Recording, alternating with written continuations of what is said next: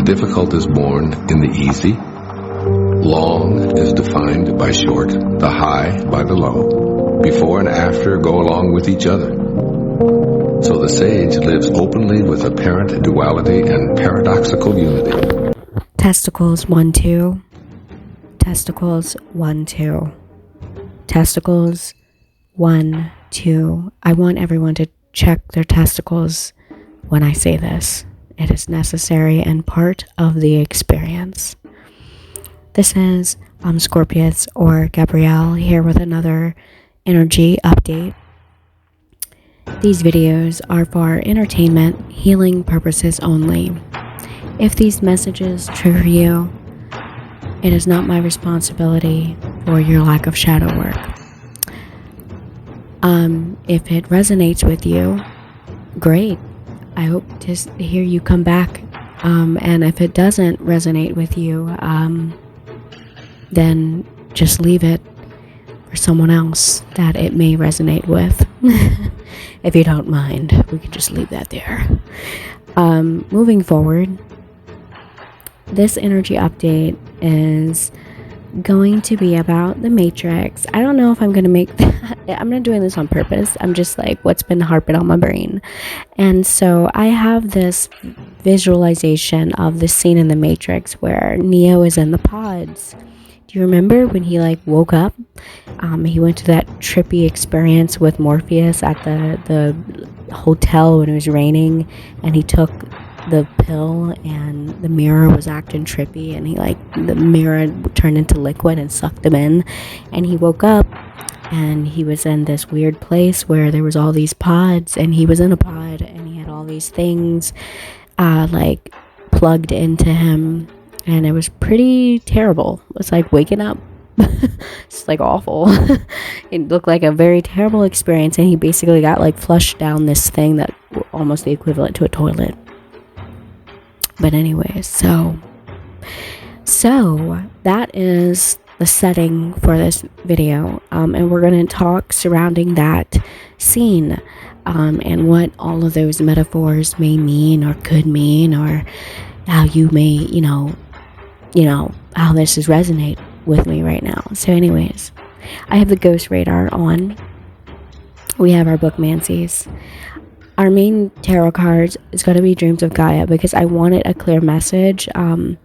I kept getting, knocks for this video, that scene of the movie a while ago, and it kind of let up a little bit, and then so I thought, the Dreams of Gaia would help me read more clearly, because it works. I have the alien cards, the starseed cards. I wanted to do dark goddess and light goddesses as well. I'm hoping this will be more lighthearted. I didn't want to get really depressing or too heavy in the messages, because constantly talking about people programmed and how archons jump into bodies where people are not as aware subconsciously gets kind of, I don't know about you guys, but that shit sucks. I don't like it. I really don't like it. I don't like it for anyone or myself. So I overall just don't like it. I find it icky.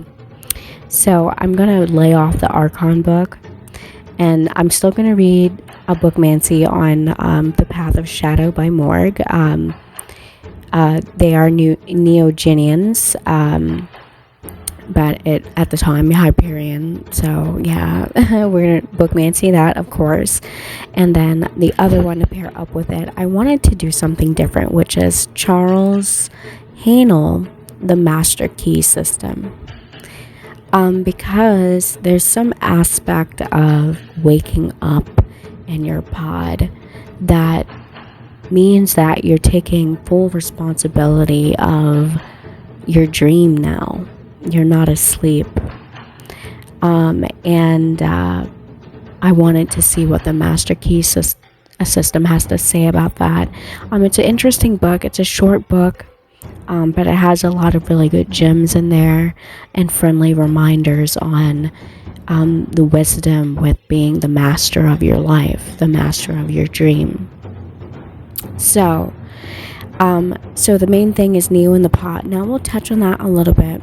So, one of the things I kept getting was like how everything within the Matrix when we're asleep basically feeds the dream to keep us asleep. And he had like a plug in his mouth, so like the things we eat he had.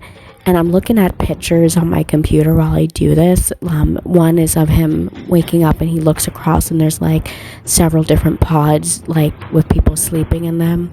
And then the other one next to that is the one where it shows all the plugs in his back. And so I've never really looked that hard at the plugs in the back, and I'm thinking like, when I was downloading it, that kind of makes me think of like all the chakras.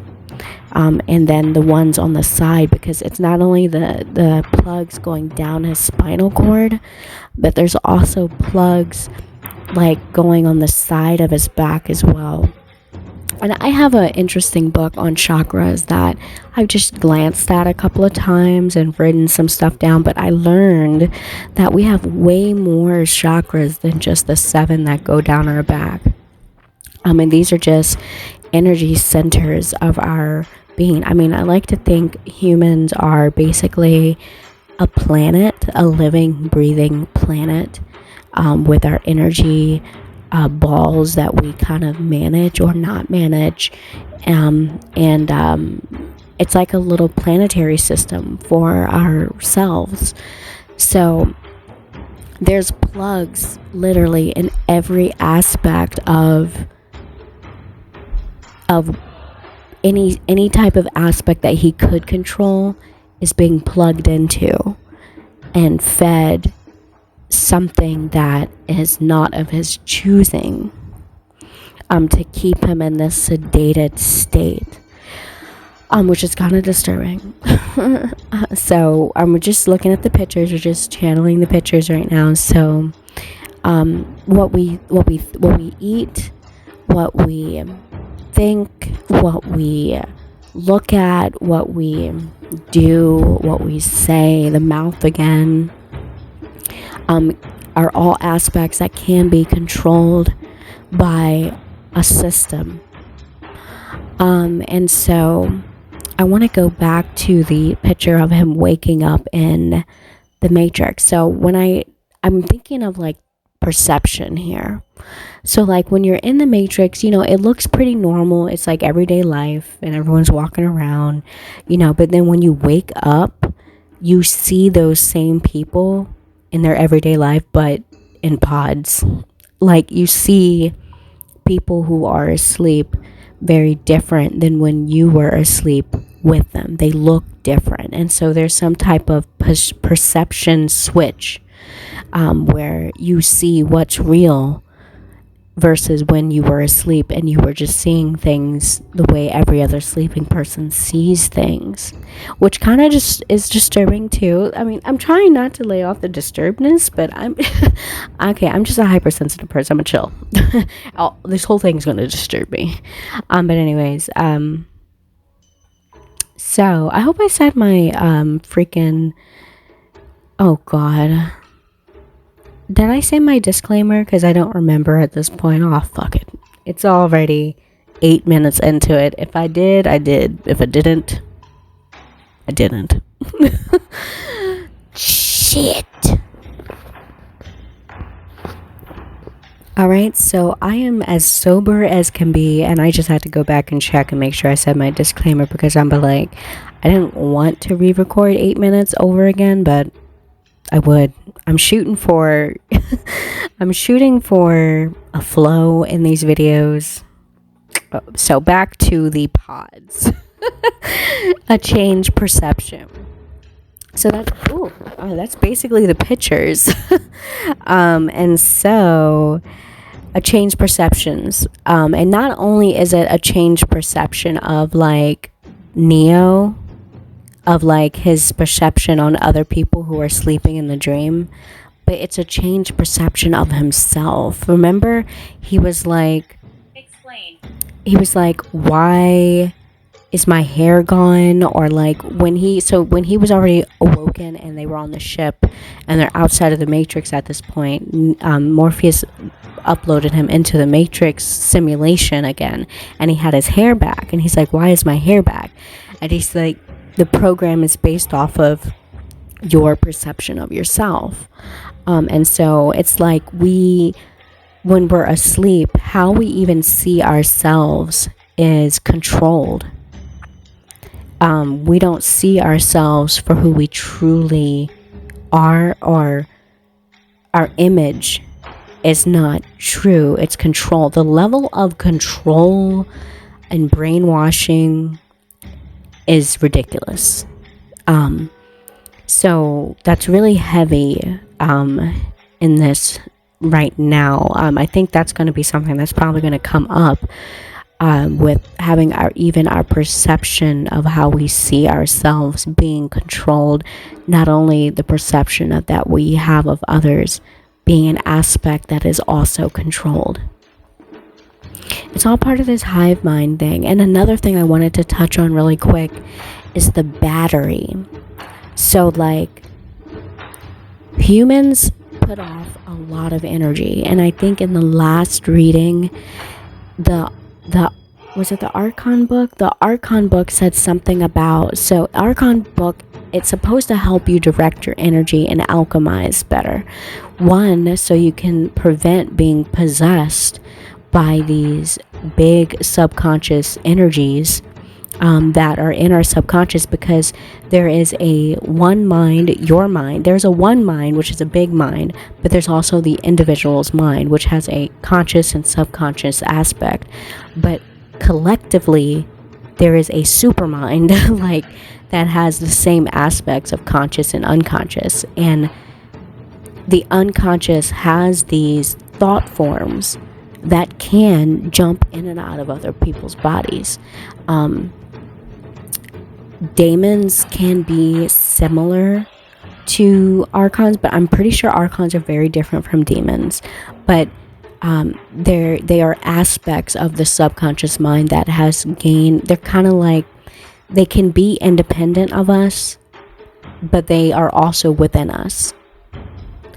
And so the more you learn to alchemize your energy, the harder it is for you to be possessed by the one mind's archonic energies in the subconscious mind that are basically old patterns. Like, there's a lot of things you can find in the collective hive mind that are old, that have been there since we've been here, whatever that means.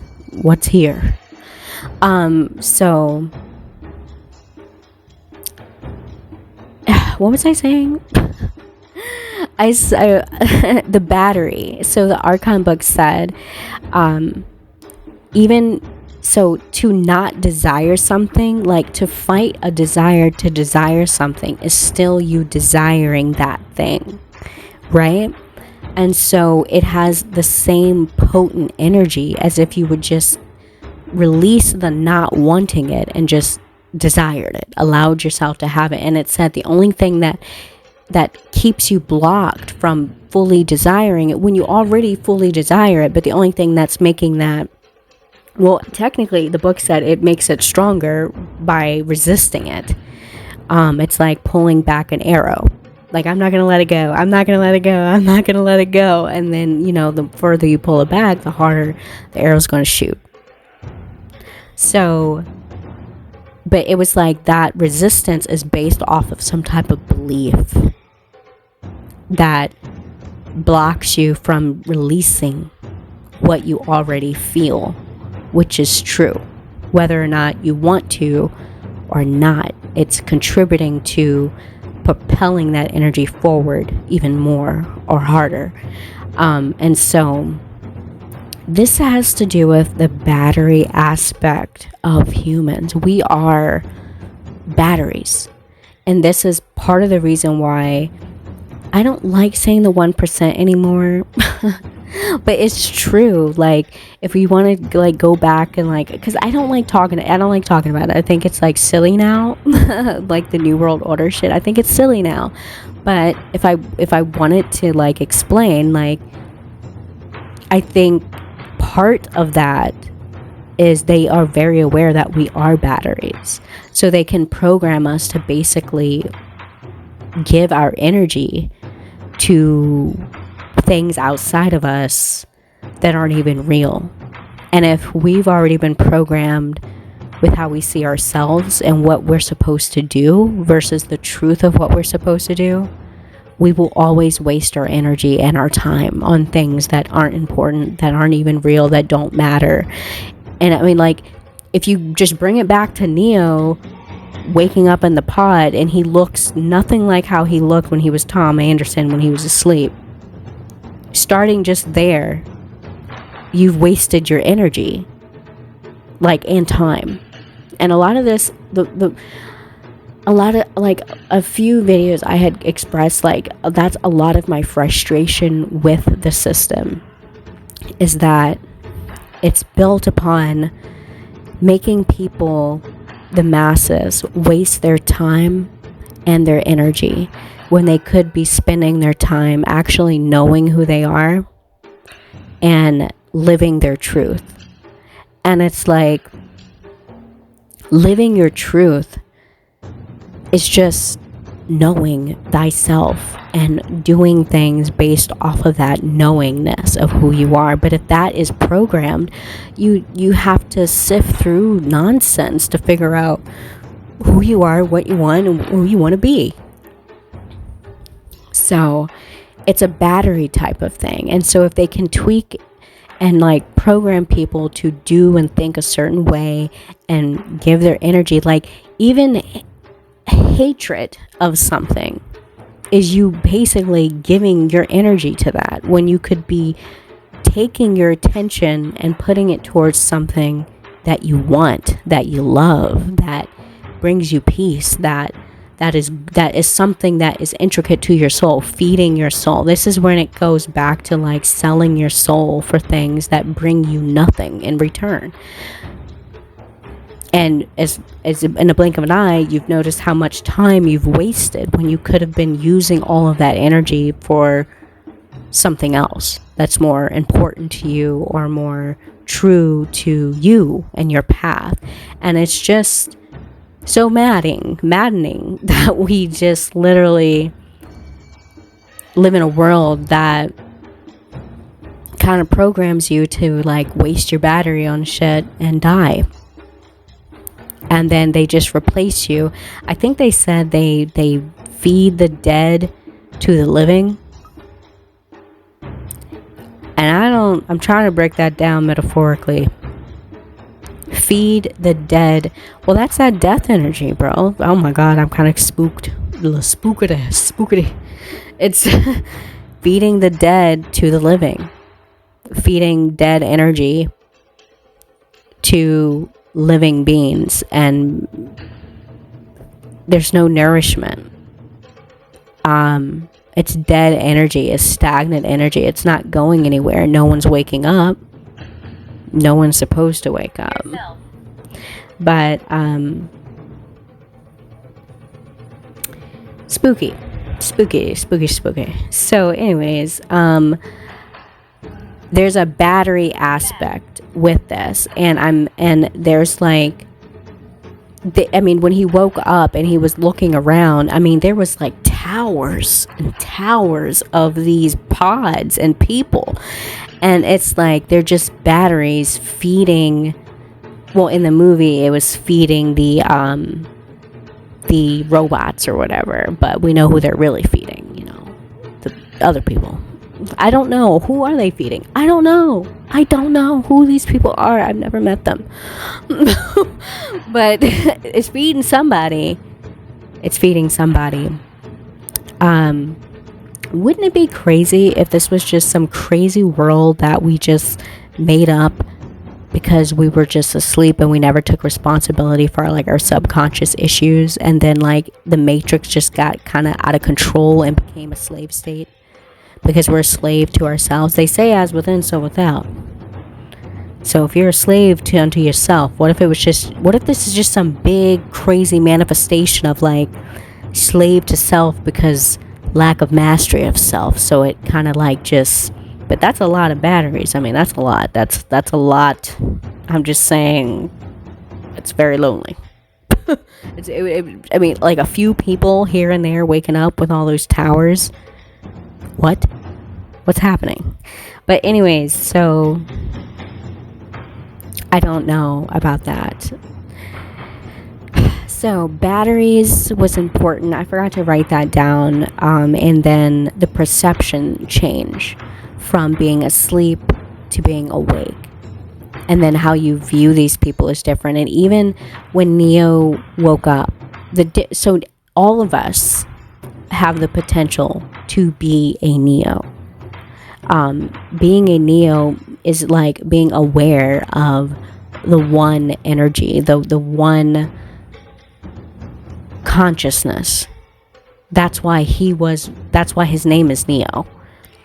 And so Neo's ability was that he changed his perception when he chose to fully wake up. But then he was also able to go back into the matrix, and he could still see people differently. Once fully waking up, he could still coexist within the matrix, but he could see people for who they really are.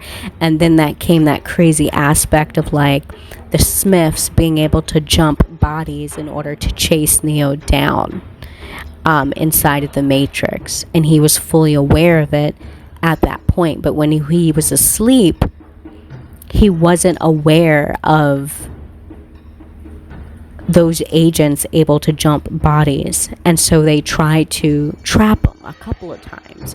I remember now another scene besides the pod scene was the one where he was being interrogated by Agent Smith. And remember, he did that crazy trick where he like closed his mouth up with his own skin, and they put like a tracking device thing inside of him. And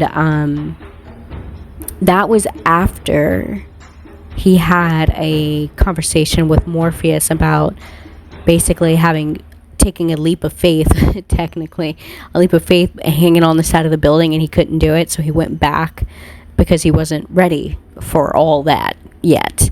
And that's when the Smiths got him. And like the Smiths, it was like, so when these archons possess other people, it's like the person is not aware that they're being possessed, but the Archon is aware of who everyone is. It's like these energies are aware who is awake and who's not. And I think part of that is because they can't jump into your body. Had anyone noticed that? Hold on. Did anyone notice how Neo never got possessed by a Smith? Did anyone notice that? Even when he was asleep in the Matrix as Tom Anderson, because that's what he was interrogating him about in the room. He was like, "You have 2 lives." He was saying some slick ass shit. But he wasn't, and I don't remember if he said his other name. But he said that you live 2 lives in the interrogation room, and basically like trying to like intimidate him. And like trying to force him to choose to be Tom Anderson. But did anyone notice that they still could not jump into Neo's body? He was always Neo. And I don't know what that is. What is the metaphor for that? What is that? I'm trying to figure it out, man. I'm trying to figure that out. I mean, because Neo is a special character where he always knew and felt that something was wrong with the world. I'm sorry, I don't mean to sound like Morpheus right now, but he did. He was always at his computer searching and looking for something. But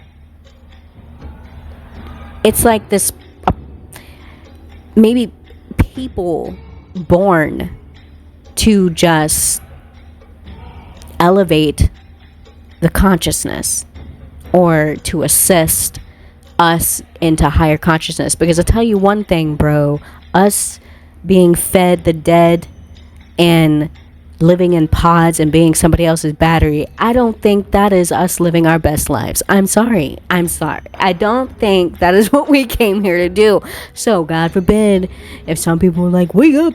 But then I kept getting, so all of this shit's coming back to me because I've been sitting on this for a while. All this shit's coming back to me. So the other thing I kept thinking about is that one character who basically sold out Neo and everybody else. He like killed everybody, and he was like, I want to go back in the Matrix. Like he met up with the Smiths, and he was like, I can get you Neo. And he's like, but he made a deal with an Archon who was like, I want to be put back to sleep. So it's like, but he was awake.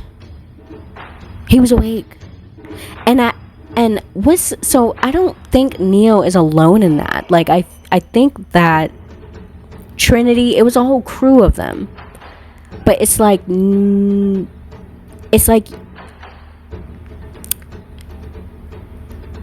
because none of them got possessed by the Smiths. They were always like meant to come out of the Matrix. Trinity, Neo, that guy who sold out Neo, who wanted to go back in the Matrix, and then there was like a whole crew. I don't remember all of their names, but it was a whole team of them.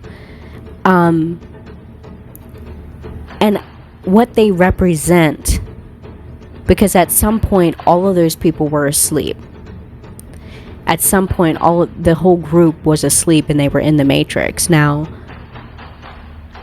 everyone has the potential to elevate their consciousness. And one of the things, it's not like a better than or I'm better than you type of shit. It's literally like a breakdown of how this shit really works. Like, so archonic energy cannot recreate, or it cannot create anything new. It just recreates patterns because it's dense energy that has not been transmuted. It's not able to transmute. A thought form cannot transmute itself because it's a thought form that a creative being had to create. And so when you have a bunch of creative beings programmed, they can program you to contribute your energy to a thought form in your subconscious. But if you are not in control of your subconscious, then you're not in control of that thought form, and then you definitely won't be in control of it in the one consciousness, which is all of our minds together. So the one thing that an Archon cannot be or cannot control is a conscious being who creates things. And that's why it's so important for people to create from a sense of soul, a sense of their source. So, but you have to like work at it. It doesn't just happen. It's like you have to ask questions. You have to ask, what did Morpheus say? What did he say? It's the question. I'm pretty sure he said it's the question.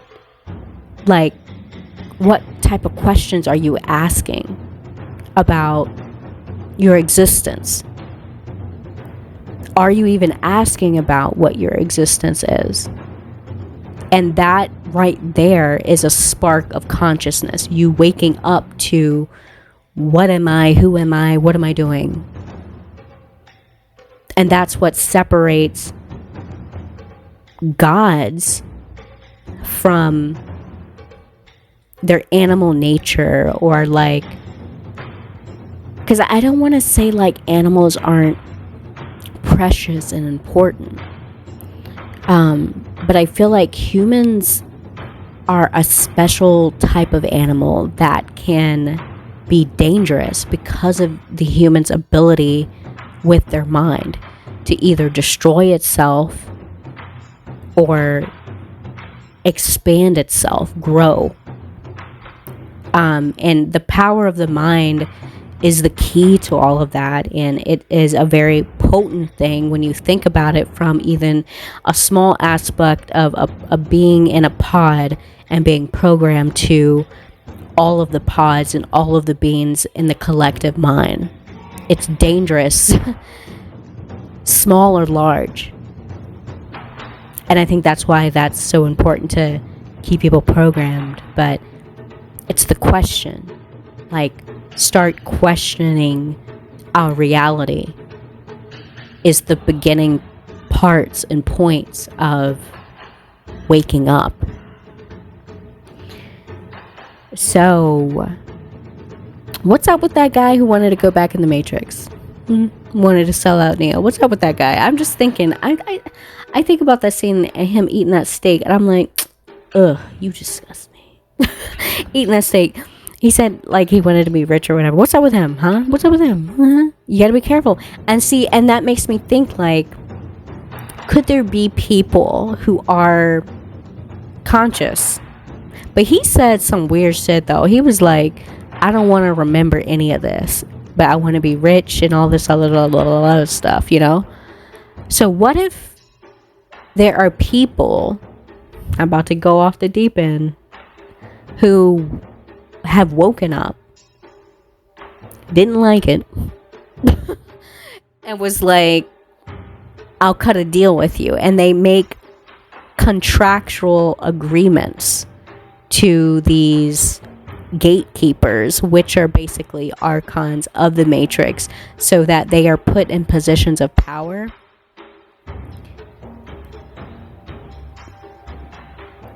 But their motives are to keep everyone asleep. Like, they work with the gatekeepers of the Matrix. I don't know, man. I don't know. I fell off the deep end. But we're just going to leave that there. We're just going to leave that right there. But it's a game. It's crazy. Because it's like there's so many elements to the Matrix. There's so many different layers to the Matrix and characters to touch on and what parts they play in the Matrix. And I love saying the word Matrix because it's like it's literally us. Like, it's real. The Matrix is us. It's us, our eyes, our minds. It's our perceptions creating our reality, creating the collective reality as well. As we transmute and start asking our own questions about our existence, it is always going to contribute to the collective mind.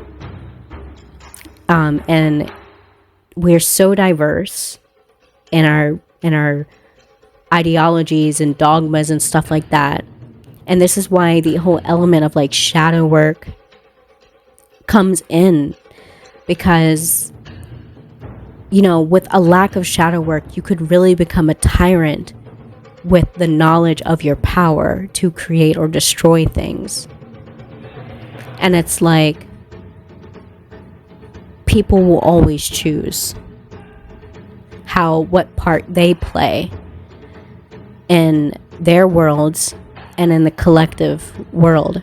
And I think that's one of the things that kind of separate all these special characters from each other, from Neo to Trinity to Morpheus to the guy that I can't remember his name who wanted to go back in the Matrix to sell Neo out. You know, they all play a certain part in their own world and how they affect each other. I don't know where I was going with that, but I feel like I want to touch on Morpheus really quick, and then we're going to get into these tarot readings because I'm already 25 minutes in. So Morpheus, like, with the Oracle one that I did, you know, there was something in there where she was like, Morpheus believes in you so much that he's willing to sacrifice himself for you. And I felt like when I first heard, I didn't touch on it, but I thought about like people who literally kill themselves for their beliefs can be bad or good. It depends on what it is. Depending on what it is, it could be dangerous, but because Morpheus is sacrificing himself so the one can rise to his power, but then you've got other people in the Matrix who will sacrifice themselves to make sure he doesn't leave the Matrix. So there's something about Morpheus' part, and I'm pretty sure I'm paraphrasing like shit, guys, but there is like some type of Morpheus thing inside the human body that has a special function. I don't know what that is, but that kept coming up. I need to look that up and figure out what the fuck it is. But Morpheus plays like some type of part, we already know he plays a heavy part in Neo's life. Kind of sorta being a white rabbit, leading Neo to the path that he needs to be on. He was kind of a white rabbit when he was like at work, woke up late to work, and like his phone rang. That weird phone that was mailed to him, and it's like Morpheus like, climb outside the building and jump, like some crazy shit like that. It's like, who the hell are you? Crazy crack pipe. But anyways, I don't know why I want to keep touching on Morpheus. I'm waiting for it to come to me, but I feel like Morpheus just saw something in Neo way before he saw it himself. And then, like, that makes me want to go back to the Archons real quick in the interrogation room with the Smith. How these Archons, they know that you're conscious. And so it's like they will literally they can create obstacles through pushing other people to kind of entrap you or catch you. And in a way, this is like non-playable characters' dense energy trying to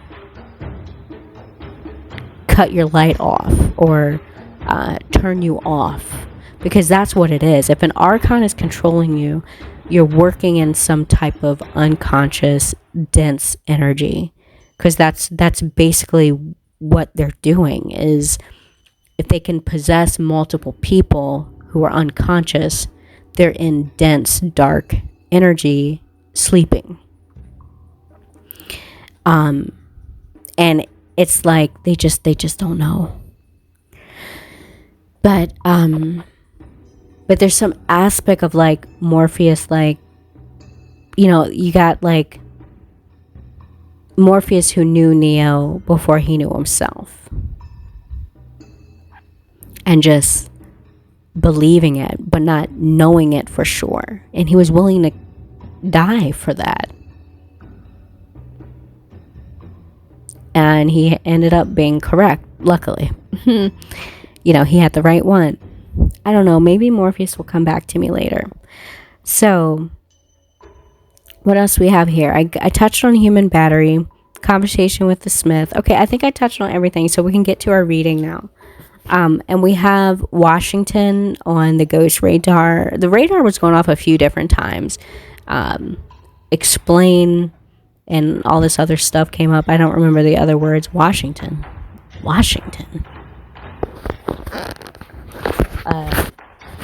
Let me tell you now, Washington, I am not important.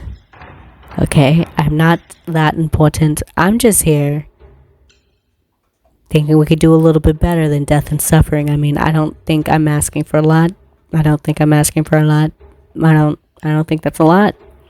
Death and suffering? Come on now. Come on. Feeding the dead to the living. Come on, guys. We could do better than that. Sometimes I think we might be like being batteries to like oh my god, I need to stop. Who are we batteries to? Because I can't quite put a finger on it. Is it the Archons? Because what if it goes beyond the Archons? What's beyond the Archons? Oh shit. It gets scary. I don't know, man. And see, when I think about Archons and I think what's beyond human consciousness, alien jumps straight up to my brain. Another species. Well, when are we as humans going to really take that stuff seriously? I mean, literally, how humans have programmed themselves, like, in their own little worlds, like how we have higher ranking humans who have programmed the masses. You don't think there could be another, through our minds, and people are still questioning the possibility of a higher ranking being mentally controlling us. If we can already do it ourselves, I think it's probably 99% chance that there's another being who could do the same thing to us using our minds against us. And that's la spookada. Alright, so we're gonna go right into our dreams of Gaia. Let's do some oracles first.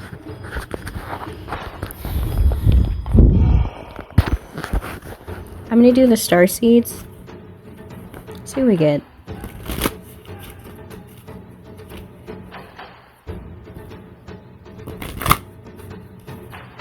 We'll do oracles, all the oracles, and then we'll do our book manti, then we'll do the tarot last. Okay, I'm trying to think of a smart way to do this.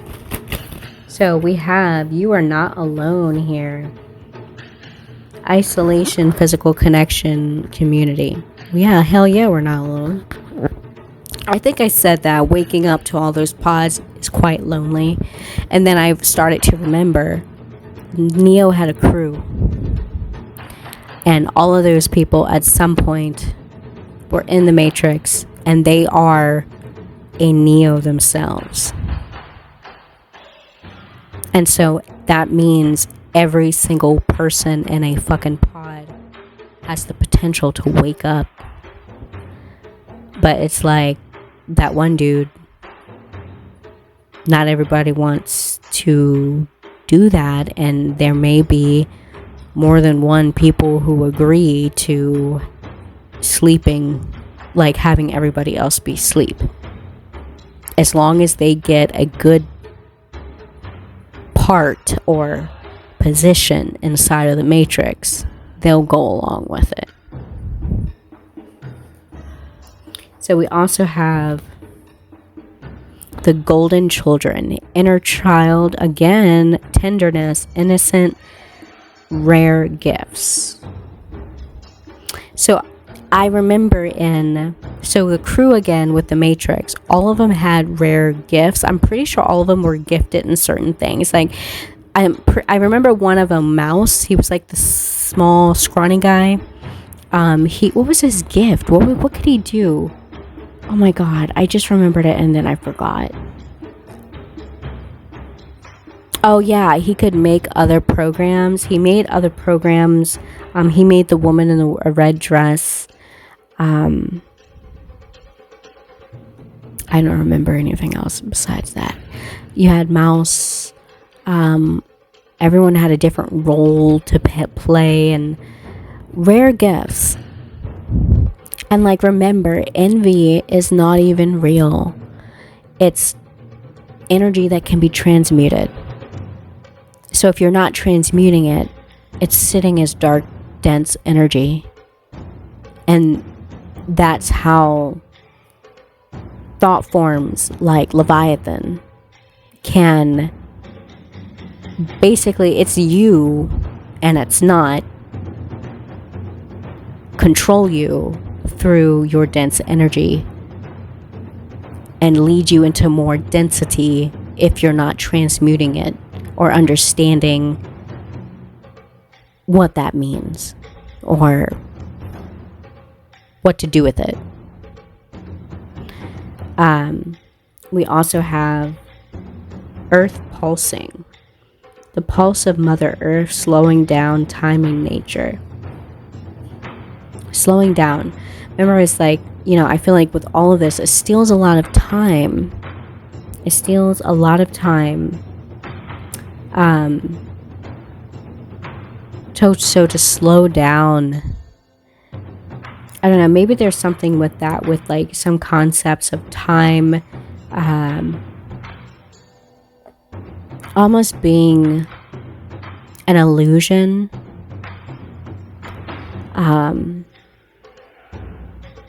It's like, what is that?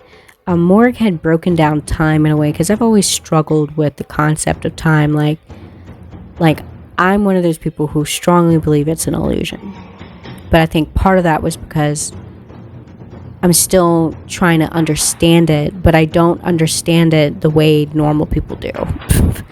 And it's like, he said something, it's literally like the distance between point A and point B. That's time. And like the motion between getting to one to the other. But it's like, that for some reason makes sense to me. I don't know why it has to be like that, but it is in my brain. So this inner child and golden children goes back to like our soul, these living beings being fed death is a big problem. And maybe we should be more consciously aware of that. So, and I guess I'll just do that. So the last two I'm going to do with it, because I saw, is under the golden child, I'm sorry. It says defenselessness, righting past wrongs, and uprooting yourself. So I feel like the uprooting part is uprooting yourself from your golden child self. And sometimes, some of us in the Matrix, we have been pulled from our roots, pulled from our innocence. And Ho'oponopono is a beautiful mantra for this type of healing. It's something that you say to yourself. So remember that plants are very resilient. A plant can be almost half dead and come back to life with the proper care and attention. Ho'oponopono is powerful because it's not something you say to another person. It's something that you say to yourself, to the uprooted child, because I feel like a tearing there, like being torn, and that's very scarring, and a deep pain. And there is, I'm sorry, and in Ho'oponopono is, I'm sorry, please forgive me, thank you, I love you, I'm sorry, please forgive me, thank you, I love you, I'm sorry, please forgive me, thank you, I love you. And you're saying that to yourself.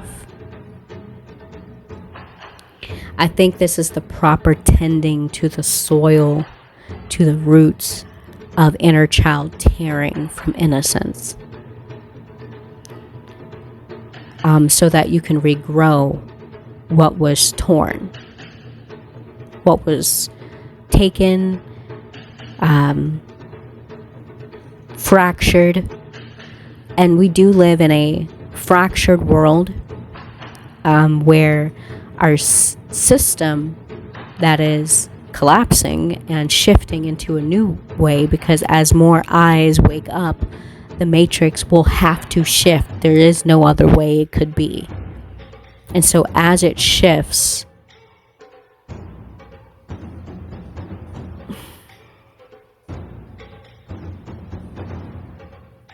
I've lost myself. Oh my god. So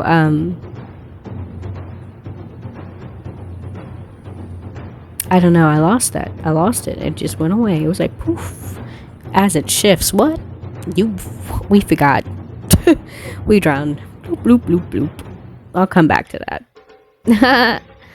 But so yeah, sorry, I got it back. So as we honopono onto ourselves, our fractured reality, and there's like a crack here in the ground, with this I'm sorry card, and we have been fractured as children. Children start developing shadows when they're young, when they start kind of learning about themselves and being indoctrinated at the same time. It causes fractions and shadows, things that you're taught is not appropriate versus is appropriate, and people indoctrinating you into a system of, okay, Timmy, this is how you need to be Timmy, and they try to shove you in that mold of being Timmy, not realizing that Timmy is not to fit in that particular mold, that Timmy is limitless. So he ends up fractioning off parts of himself so that he can fit into a mold that the Matrix is trying to put him in. And so it is our responsibility to gather those pieces and understand that you don't have to be in any type of mold that you were told to be into. If you're not happy with your mold, or you just feel lost. Some people just straight up just feel lost. And I feel like some people, like, that's like the beginning stages of waking up, is feeling this sense of alone, which with this card, you are not alone. It's like, it says isolation and community on here. So feeling like isolated in your community is the beginning stages or symptoms of knowing that you are a Neo. And then it's just tumbling down the rabbit hole from there. And it's a rough process because it shatters perceptions, which was, with the pods and Neo waking up and versus being in the Matrix, and his perception of himself and others is really shattering. And when you realize, like, your perception has been programmed and shattered, even starting as a young child, Ho'oponopono goes a long way with kind of putting love on those fraction pieces when you're putting yourself back together again. Thank you. Thank yourself for all that you've been through, whether it's good or bad, because it was a process that got you to this point and that point and this point. And if you're still breathing, you should definitely say thank you, because there's another opportunity for you to keep moving forward, another opportunity for you to find your purpose. I'm sorry for ways in which you've hurt others, ways in which you've hurt yourself. It can be very profound to our healing, especially in our shadow, which is probably a very strong point for everyone to be aware of that. One, because archons. Two, because Two, because our own inner demons.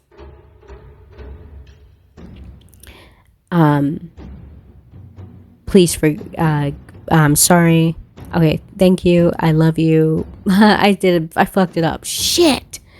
Thank you. I already did. I'm sorry. I love you. I love you is very important to shower that on, I feel like, ourselves and others as well. I love you. See, I am a Satanist, and I don't believe that you can love everyone. And from my experience, love has been weaponized. And so I have a not so lovey-dovey perception on loving others. I feel like you can't love everyone. and everyone is not going to love you. And sometimes attempting to love everyone can actually put you in danger. And so you have to have discernment. So I feel like the type of love I mean for others is maybe for a higher love. A higher love above differences, disagreements. Because some people on a personal one-to-one, more, you have to protect yourself. So, and that's when the self-love becomes important, because you can't love people who hurt you. You know, so to elevate it to a higher love, because harboring hate doesn't move you forward. It doesn't move you forward. It pulls you back. It keeps you back. And that's not transmuting anything, truly. The beauty of working in light energy is that it makes it so that you can see clearly. But sometimes, if you're not aware what's in the darkness, you know, it's very strange how light and darkness kind of just work and play off of each other. But leading with darkness that has no wisdom, leading with darkness that only has like pain and suffering, is not transformative. It doesn't do anything but regurgitate more of itself. And so I definitely believe in flowing between darkness and light, a natural flow, because if the only motion is forward, we should always strive to move our minds, our emotions. All four elements of us should always constantly be in motion. We don't want to get stuck in death energy where everything is like stiff and like disintegrating. So, I love you is important for ourselves. And I think higher love is important. But I would say use it wisely. And maybe you can even say, I don't know. Yeah, I would say use it wisely. I feel like love and pain can be weaponized at some extent. You know, you can weaponize your pain and turn it into suffering. And then you can weaponize your love to love those that hurt you constantly, you know what I mean? Or, you know, I don't know. I don't want to keep going around about this. But, so we have, thank you, I'm sorry, I love you, please forgive me. It's a heavy one. It's very heavy. It's heavy like love. Because it's like, I'm a firm believer in, like, I'm going back to love again after I went to please forgive me. But they go hand in hand, I feel like, with the self-love and the forgiveness of self. Go hand in hand with a powerful ability to propel us from our suffering into our light. Because a lot of times we suffer because we're not forgiving ourselves of something to release it. And I feel like it takes a certain level of honesty as well to even truly forgive, whether that be yourself or another. And it's a powerful type of healing with forgiveness. And that is very powerful magic within the shadow, as well as loving your shadow is what I wanted to say. Loving your shadow is very, very powerful.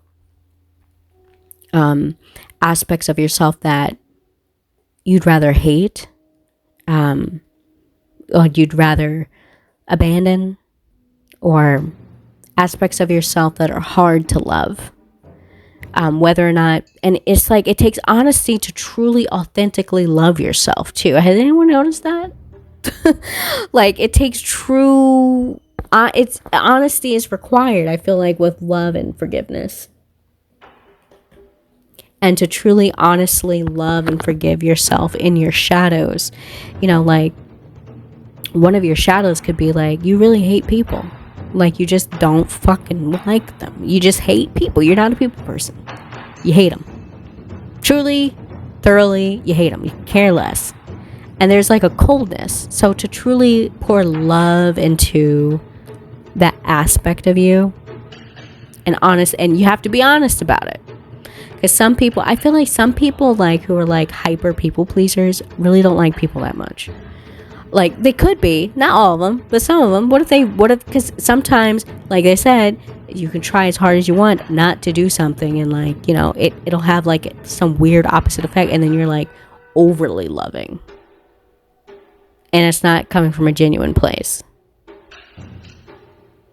But it slips out, Freudian slips always slip out, and like the crazy comes out. But I mean, like but to truly love, sometimes it's hard to admit to aspects of ourselves that we are not at peace with. And that's where that loving and forgiving those aspects of ourselves for what they are and accepting them. Don't cast them out. We're trying to bring all those aspects in ourselves to become one being, to become Neo, to become one within, so that we can see how that oneness contributes to the collective. If we're not one within and at war with ourselves, we are at war with others inevitably. It's inevitable. So it's an as within, so without type of magic. And I used to hate that damn quote where it's like, your enemies on the outside are people who personify aspects within yourself. And it's like some type of lesson of mirroring and acceptance of your own shadows. Like, well, and there's another one. See, I have a lot of gurus. I have a lot of gurus. And one of them is like, what is it? I don't really like these. I can't say I hate them. But they're like those annoying messages I get sometimes when I'm in my own way, and it's like, hey, if you really loved yourself, you could never hate another person. And it's like, god damn it. Like, it's so annoying. It's like, shut your ass up. What does that even mean? If you really loved yourself, you could never hate another person. So in a sense, it's as annoying as it sounds. As annoying as it may sound, it sounds annoying to me, because sometimes it's like, you can't, I just literally said at the same coin, you can't love everybody. But a higher love, I definitely feel is necessary, because we are all one God. So it would just, it's hard to balance being an ego, your identity, your sense of self, who you are, to protect and preserve yourself, as well as, it can not hard, but it can be challenging to do that at the same time. Preserve, love, and protect the collective that is programmed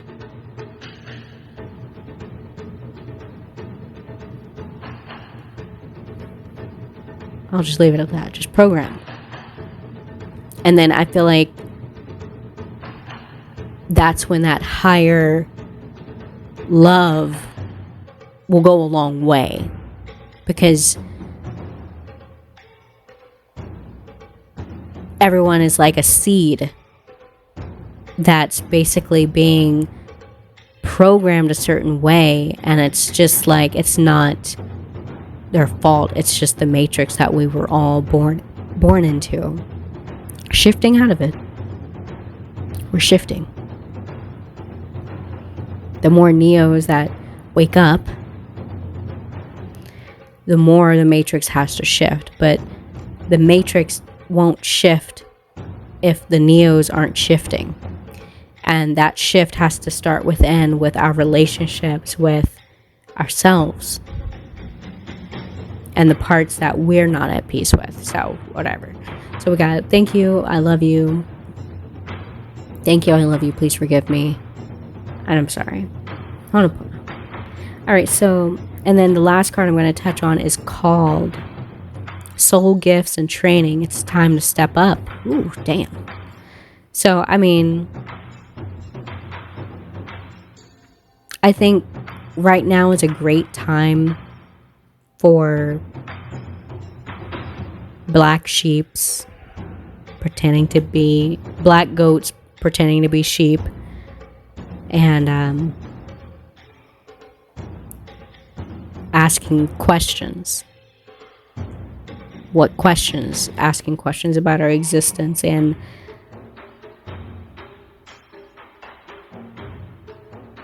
shifting that Neo within, and like honoponing ourselves, like loving, forgiving, thanking ourselves again.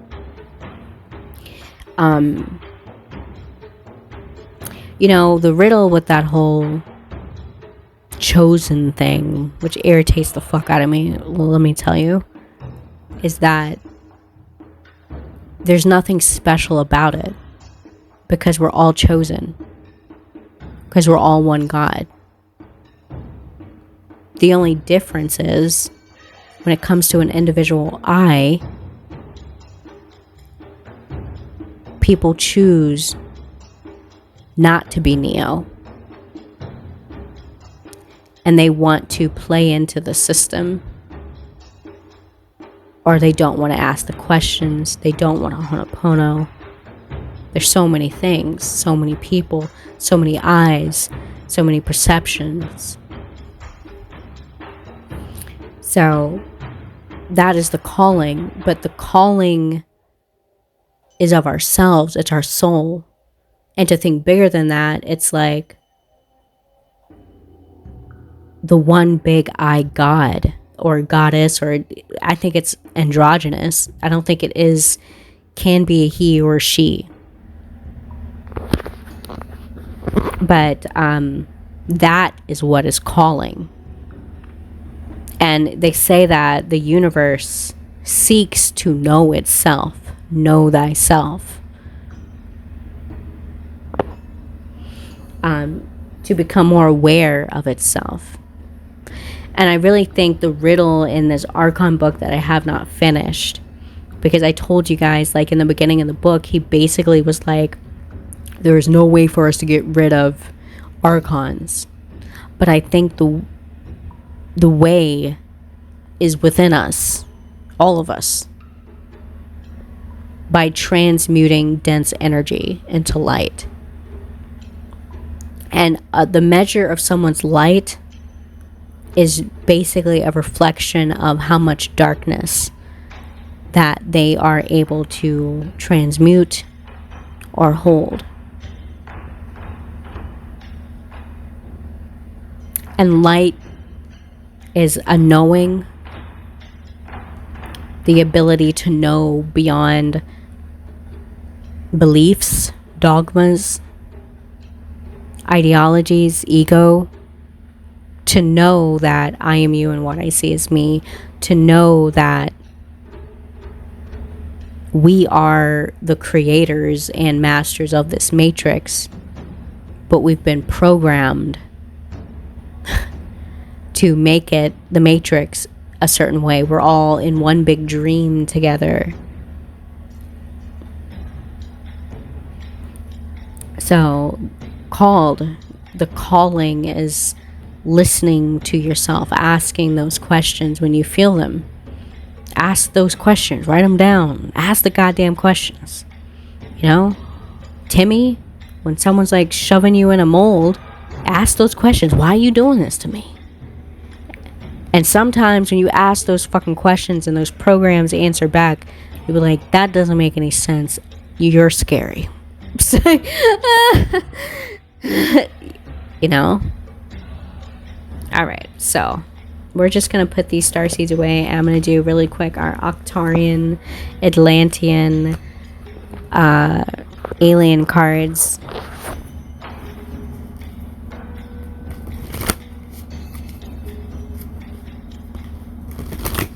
I like to put these back. We have throw on the ghost radar. Who's throwing stuff? Huh? Who's throwing stuff? Why are you throwing stuff over here?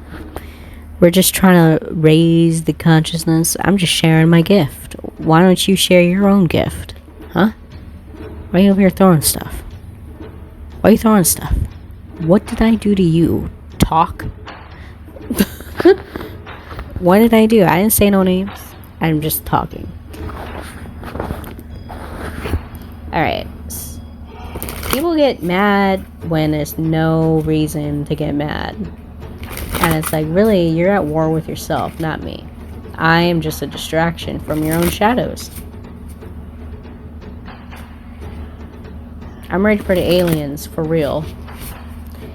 So, Galactic Federation, collaboration, meeting, and community. We have community again. You are not alone in your isolation, black sheep, neos, people who are like, what the fuck?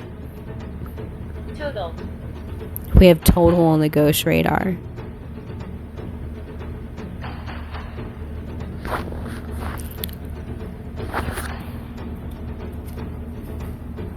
I have the third eye here.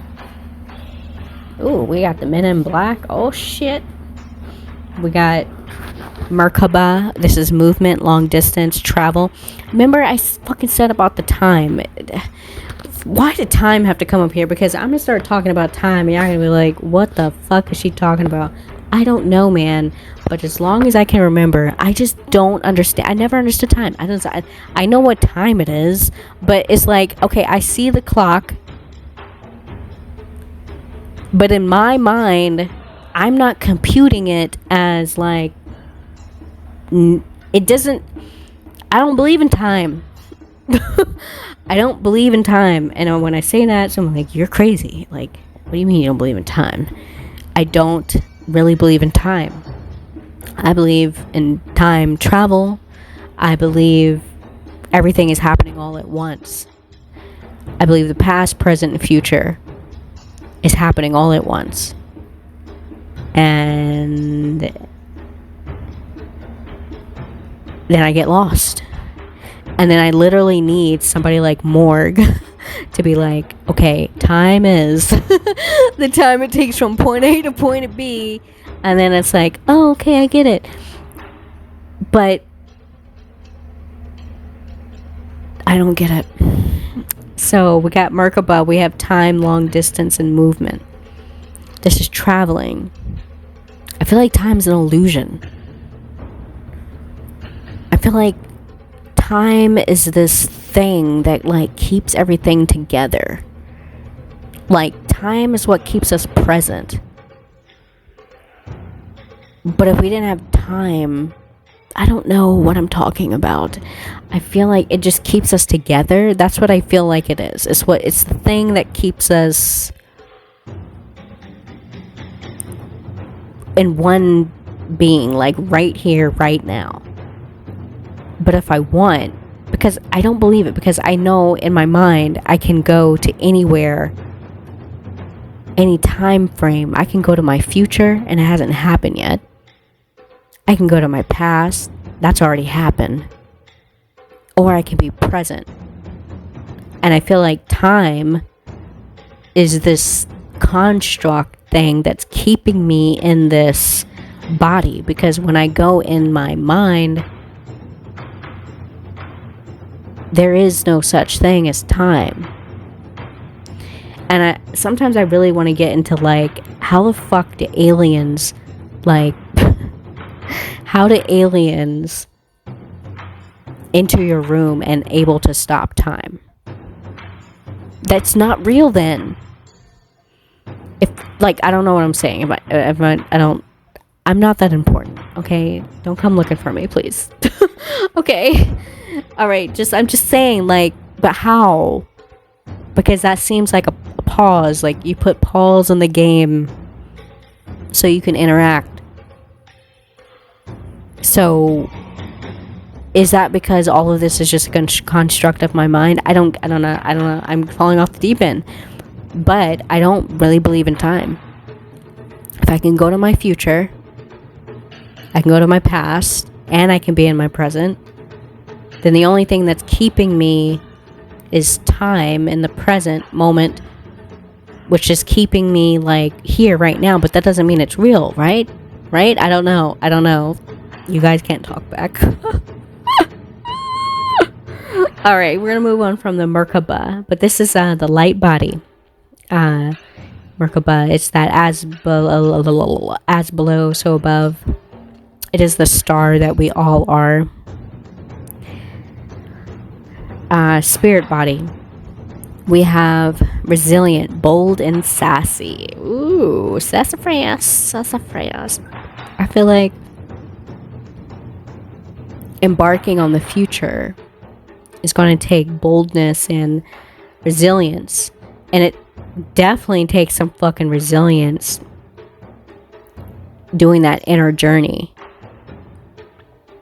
Because sometimes, depending on how fractured you are, or how wounded you are, or how torn you are from your innocence, your golden child, it's gonna take a lifetime to keep working on this relationship with yourself.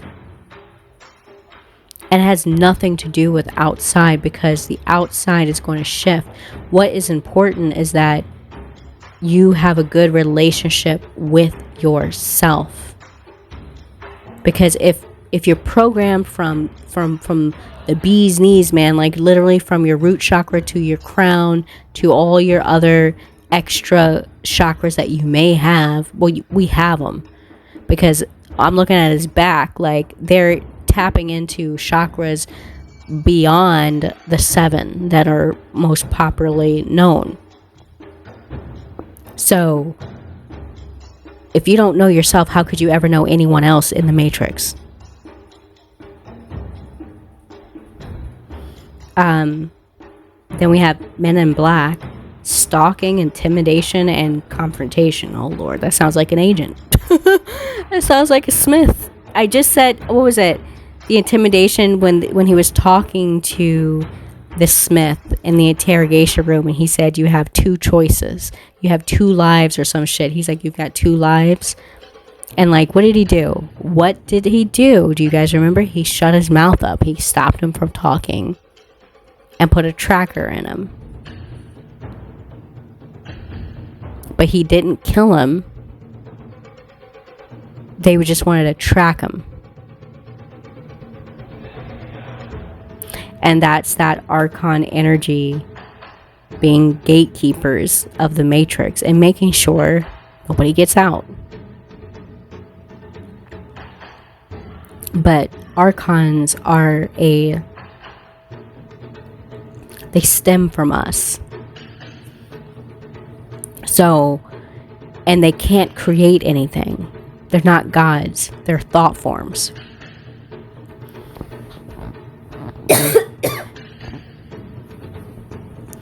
So how can a thought form completely keep all gods asleep when it comes from the very gods that it keeps? That's how dangerous our minds are. Being a slave to ourselves can very well cause us to enslave others if we keep choosing to be unconscious and asleep and not one with ourselves so that we can be one with the consciousness. And that's the danger of keeping all these gods in death energy, is inevitable enslavement due to us enslaving ourselves.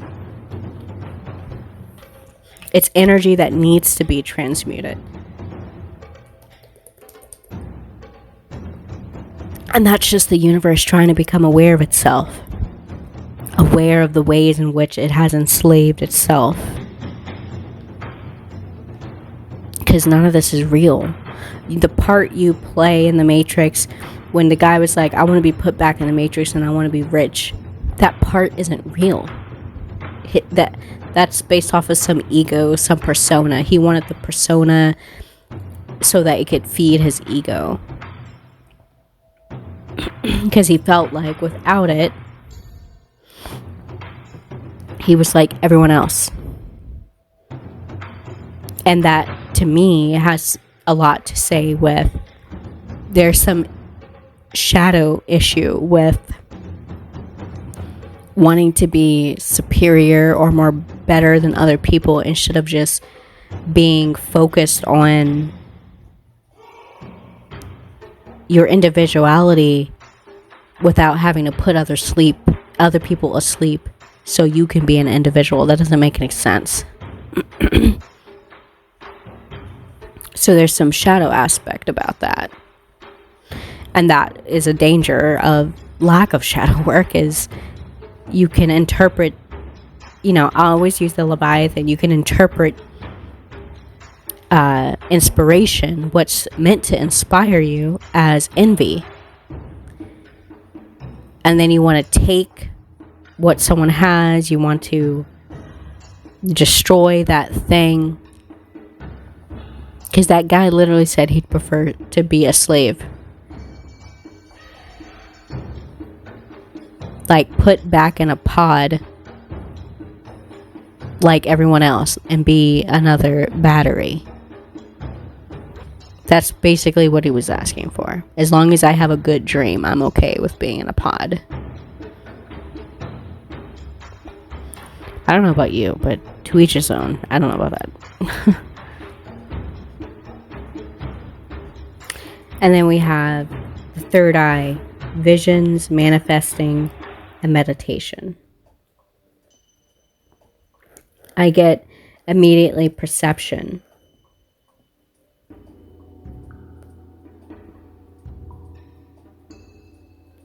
And how vital it is that we become more aware of how our perception of the world is creating the world. That is our eye, the all-seeing eye of ourselves.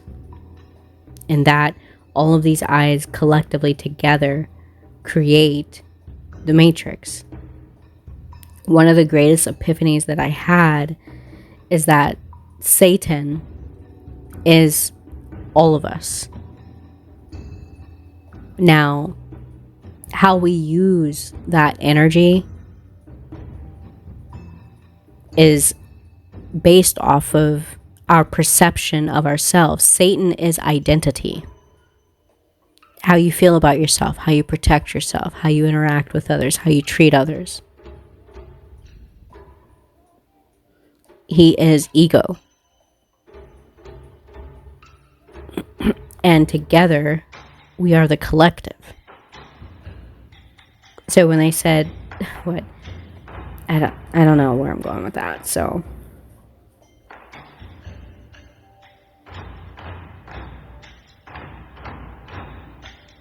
Okay, I have to pee. I'm back. I got some late night snacks with my cat. So we got total on the ghost radar. While I was peeing, again was brought back to the whole third eye with the perception. And like literally us asking questions about the Matrix, ourselves, and our lives. It's the beginning stages of us changing our perception, because we're starting to ask ourselves what's real, what's not, what's the point. And it's like,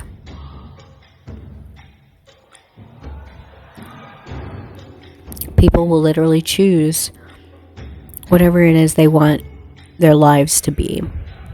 And some people are called to raise the vibration, to get us out of death and suffering energy. And they don't care.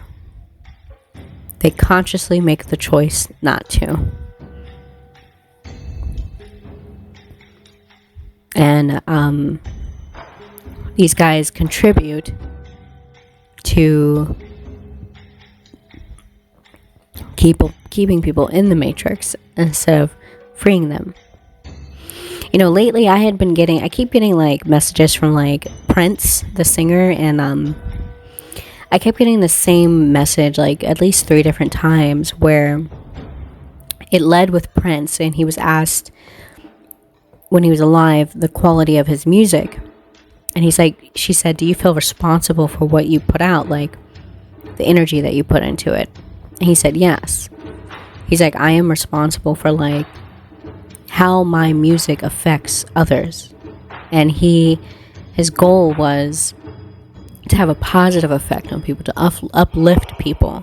And like, you know, interviewers there, she's pushing it. She's like, do you feel like, she named like a few other bands, and she's like, do you feel like they do that? And he didn't say anything about that, but he's like, we are responsible for like, if we consciously know that our whatever it is that we do is going to affect the collective in a way that frees them or enslaves them, raises their vibration or lowers it, we are responsible for that. But the choice is ours.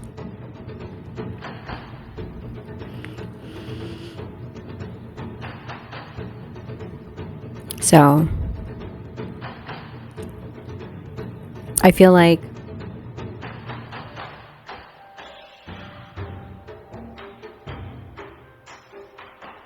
I don't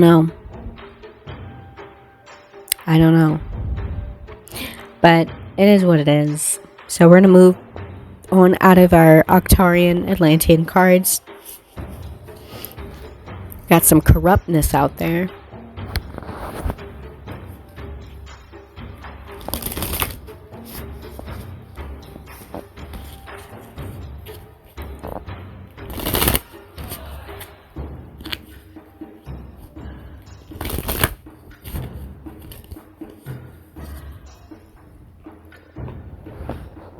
Alright, now I'm going to pull our Dark Goddess and see where the pain is. And of course our Dark Oracles to pinpoint, maybe figuring out who this person is, who this character is in the Matrix, who prefers to be in the Matrix, and is with the agenda of keeping people asleep in low vibration. Or maybe we'll also touch on the energy of Neos and their pain with asking the questions.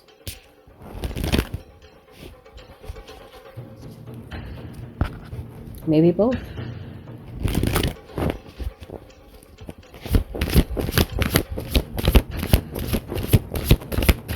Oh shit, a whole bunch just slipped. It smacked me in the face.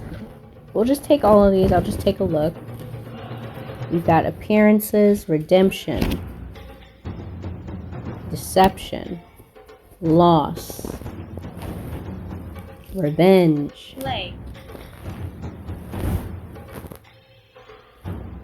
health, resurrection, curiosity, knowledge. So I feel like,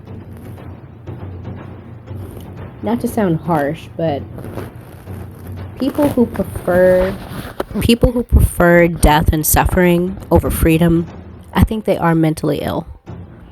I think there is a health problem with that. And it's like, is it possible for the collective I to get sick? Like parts of it to get sick? Like, and it's like almost like an autoimmune disease.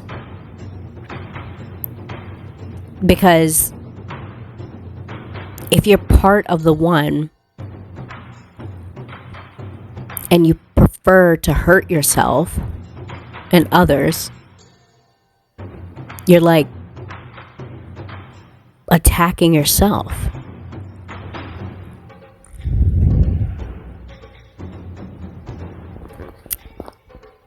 There's something about that just doesn't make sense. So the health is right next to revenge.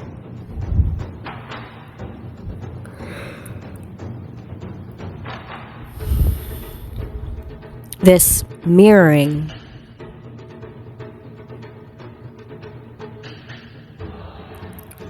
the dance of mirroring with DT again, I feel like takes understanding and the ability to self-reflect on yourself, to dance with another. A lot of times when you see yourself clearly, you can definitely see where people are wounded.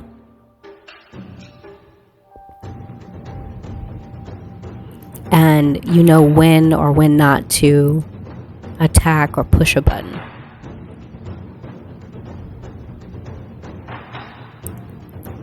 And I feel like there is no war, truly, if we are speaking outside of our ego, and if we're speaking from a higher mind that is one and that is all. This is self-hatred. Wars with others. It's a type of self-hatred, or it's abuse of self. And that is a truth I feel like some people's egos are not willing to accept. But an ego is not the truth of who you are. It is just an illusion. The Hall of Amenti, Atlantean Thoth, that is the outside world.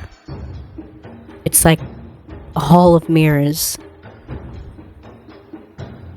And it's like understanding the dance in the mirrors, the reflection that others present to you and what you see back. But understand that you are in the Hall of Amenti. You're not doing anything by shattering that mirror. You're not doing anything that you haven't already done to yourself, to another. We have loss here. I feel like this loss is internalized loss of self that has been externalized onto others. Projections. Loss of self brings me back to that I'm sorry. The golden child ripped from the roots. Honopono, that shit. Honopono. Honopono, honopono on your pain. That is a fraction mind. That is a fraction self. And you are, it's like a shattered glass in the Hall of Amenti. Everywhere you look, you see shards of yourself. And before you can even heal or hurt those shards outside of yourself, you are going to have to put those pieces together within, and then it will reflect without. There is no without going within first. We came into this world by just being one. Like, we came into this world as like one. So like our way out is within us. Like the saying, we all die alone. Well, you were born alone for the most part, unless you had a twin. So if you die alone, you're born alone, that means you are the door.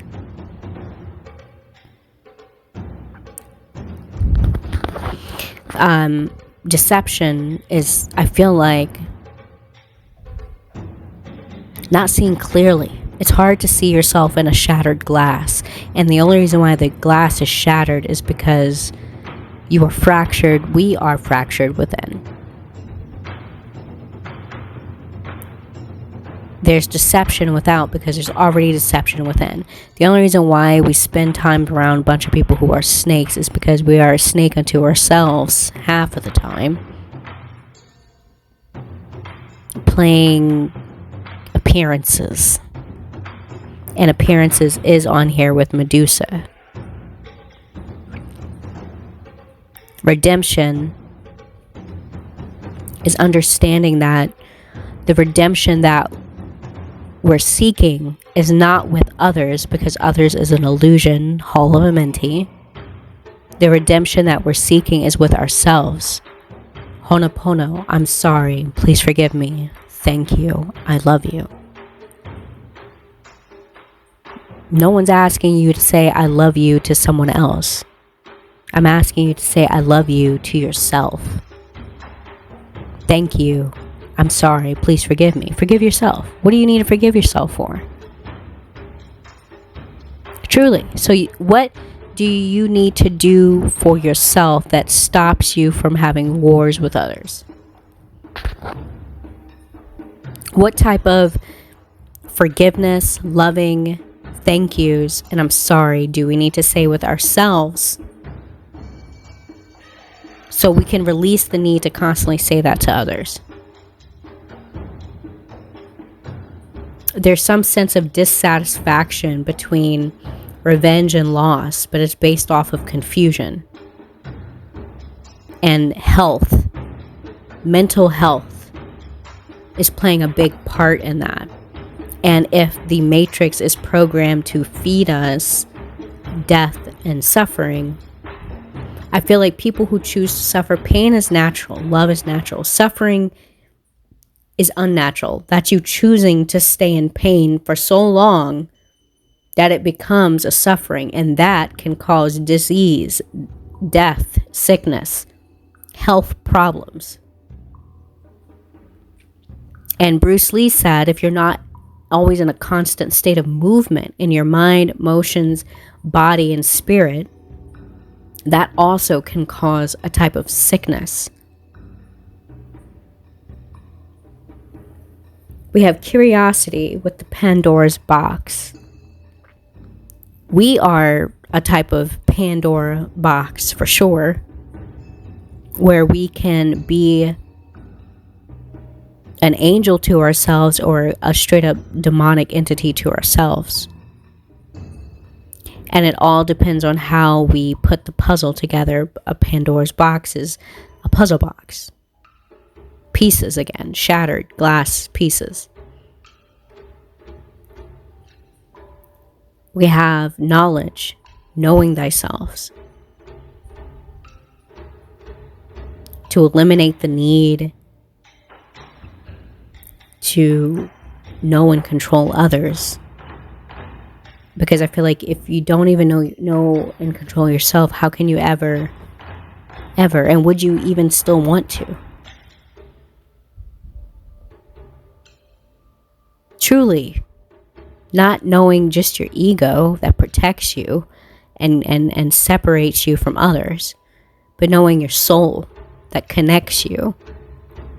It's important to know both, because you need to be aware of how your ego is either doing you a disservice or serving you. And it's good to know your soul so that you are aware of what's real. That you are in the Hall of Amenti, mirroring yourself through others as the one God. That is the knowledge. That is the true knowledge. And then the last one is my favorite, Isis. She is a light god, the goddess who brings light of resurrection. feeding life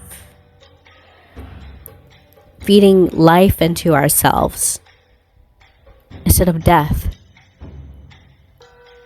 so that we can revive ourselves from this death energy, this sleeping state that we've put ourselves in. And part of that resurrection is telling the truth. Whenever I see Isis, I think of truth. So we're going to pull our shadow aspects and see what we get on top of all of these shadow gauzes that just fucking hit me in the face.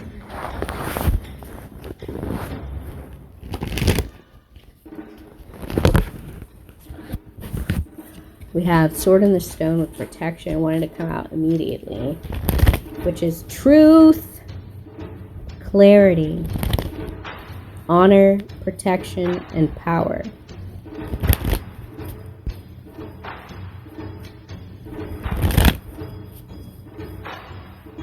True power is when you stop fighting with your mirror, your reflection, and be honest with the knowledge, the true knowledge that is you are one God experiencing itself in many different mirrors of you. And that revenge on your own reflection is a mental health problem. Like it's confusion, it's deception. The deception is that you were you and I am me, and we are against each other. We're on a rat race. There's only one prize, and there's not enough to go around. That's deception. That's programming. That's the matrix. That's ego. That's not real. Ego is necessary. Ego is as real as we make it. But know how to use it so you're not suffering from mental problems because you're just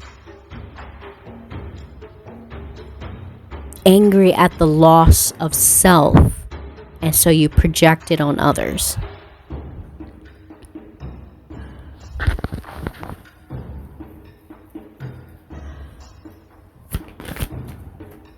We got not today, not with the drama, not dealing with hurt, still angry, still hurt. That's cool.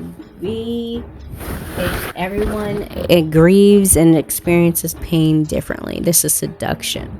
I feel like the energy of somebody wanting to fight with themselves and their reflections. And it's because there's still pain there, and I feel like there's confusion on how to heal that pain.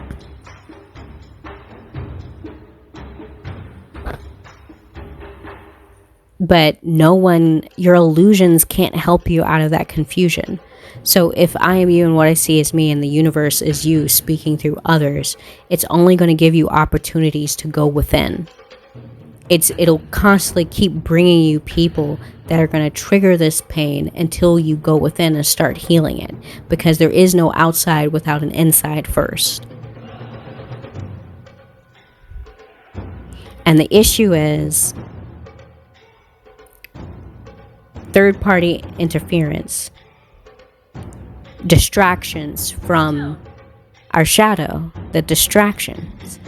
You've got people distracting you. You've got your mirrors to distract you from what's real, which is you, and how you feel about yourself, how you see yourself, how you I am yourself, and how you deal with the loss and the deception and the pain that you feel.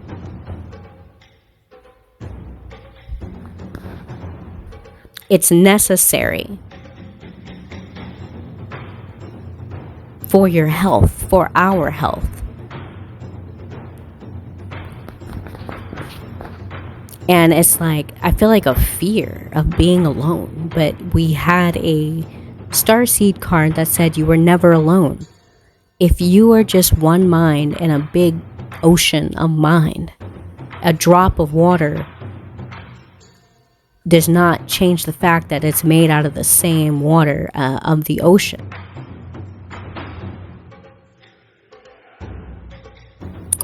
Oh my god, my phone cut off. Well, I don't know if you guys got any of that, but I'm just going to keep talking. So you're connected with all that is and all that has been and all that will ever be through your mind. So you're never alone. This fear of being alone so that you can heal your pain is like some fear of yourself, looking at yourself, truly, without lying to yourself. And forgiving yourself and loving yourself it's a whole nother level of like love there. Especially if you spent however much time running from those, doing that. And I feel like the longer we disregard those callings to heal ourselves, I feel like two things happen. One, it becomes harder for you to hear the call. Two, the sicker you become because you're falling more into death. Death of your spirit. Literally, when the Matrix wants you, Neo, it literally wants to run your battery out. And one way we can run our battery out is picking battles and having revenge based off of some internal battle that we already have. That's a waste of our energy. Fighting with mirrors when it's only reflecting to you yourself is a waste of your battery. And that's a program. That you're being programmed to do that. And you're not in control of your God body, your God mind, your mind.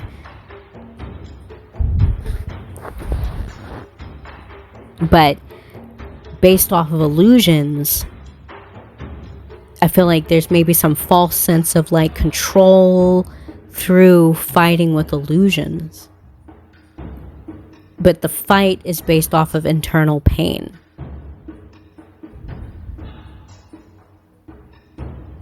And then the battle isn't even real. So it's you wasting your battery. Wasting your battery. Because you've gotten lost in the Hall of Amenti fighting with yourself. Fighting with your illusions. When you could be asking the questions, Neo. It's the question.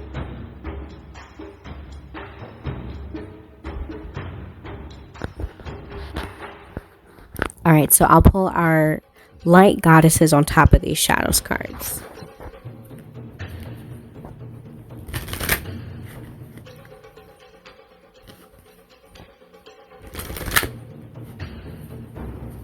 Good conversations with self are nice. They're honest. You ain't gotta hide nothing from nobody. It's you. It's the best conversation you'll ever have is with yourself. Ooh. You know, there's nowhere to hide. There's nowhere to go. It's the best thing. Like, write it on a piece of paper. A real, raw conversation with yourself. And really figure out, why am I fighting an illusion? It's the question. It literally is. It's like, and then it's like, as you ask those questions, you will hear yourself answer back. And that's how you know you kind of put yourself in those positions just so you can learn to be aware of yourself. Just so you could be aware of something that came from that position that we put ourselves in. I'm learning that. Sometimes we literally unconsciously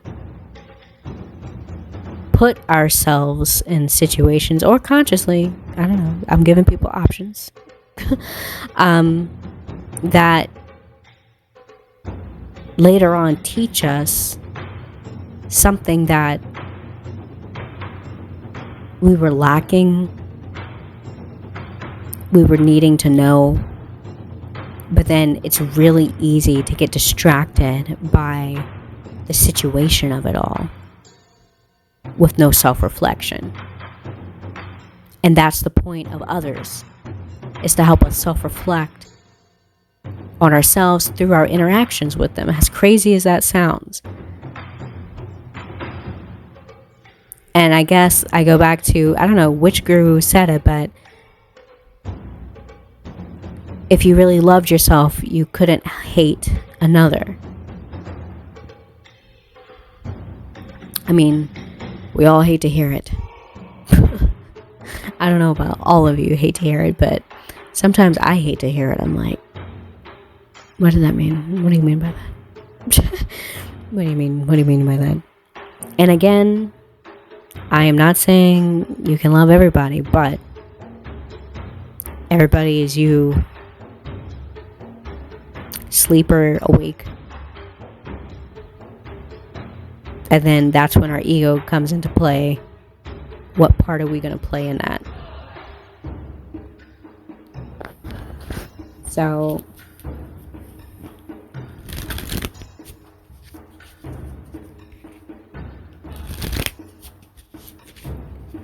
oh, okay, I'll do it again. One time.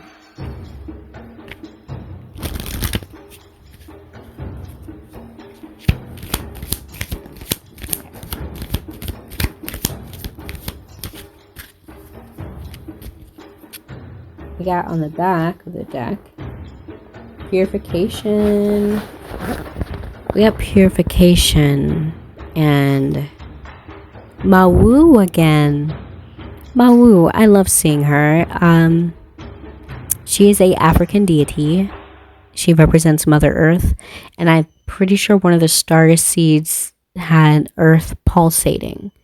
So again, with this Earth thing, I feel like it's like Earth energy, Earth, one mind. This one mind adheres of the Earth. How the Earth, when I think of all of us and how we have created this matrix to be a prison by ego, by lack of shadow, by getting lost in the hall of Amenti, shattering the mirrors, not realizing or being aware that it's us that we're shattering. Maybe some people prefer to live in a fraction world where people are confused because they're confused. But you don't understand how that is affecting your health by doing that. Like, it's not healthy. And I don't know. Her quote is, "You are called upon to help with the environmentalism." Again, with this called upon, we had called again with the starseed again. Called upon. Many are called, few answer. They're like, nah, bitch, I ain't helping. I'm not participating in my soul work. I am not elevating my consciousness, bitch. Who do you think you called? Yourself. Yourself is calling yourself. And it's saying, I don't want to be a slave anymore, bitch. Do something about it.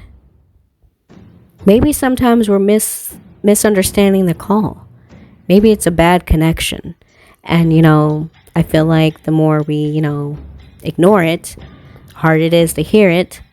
And the more sick we get, and the more closer to death we get, and more entrapped we get. We lose our soul more and more every day. And maybe when we hear that call, we could barely understand him. And he's like, in the world. And he didn't. He said, free the world. But you heard it wrong because you're sick. You could barely understand what he's saying.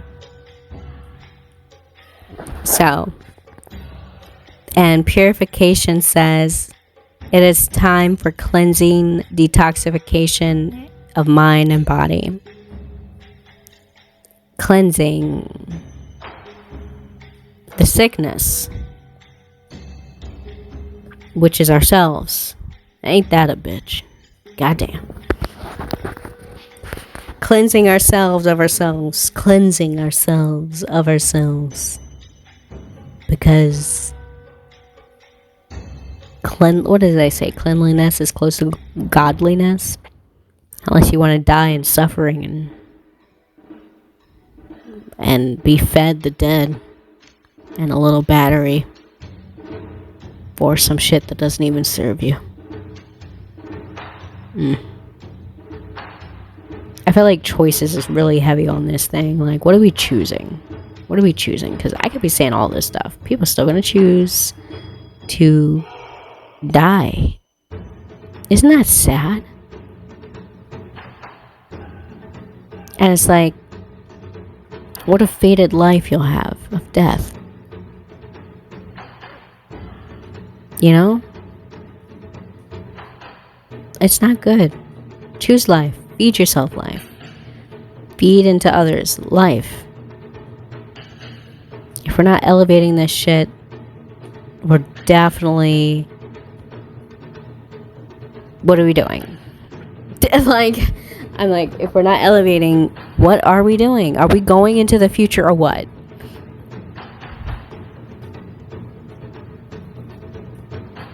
I don't know. There's some weird, creepy stuff that I hear about, like NPCs, dense energy on the earth, and it's like, that is the fate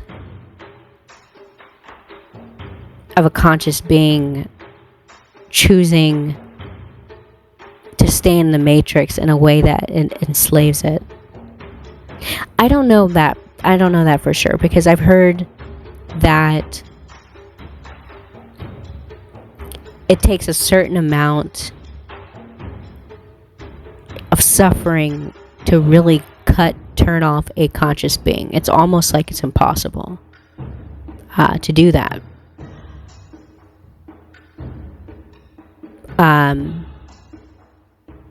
But lowering your frequency, I don't know about that. I'm not going to talk on that because I don't know. But NPCs have a habit of wanting to kill, destroy conscious beings. There's always that possession of the body that does that. And it's good to be aware of that. You know.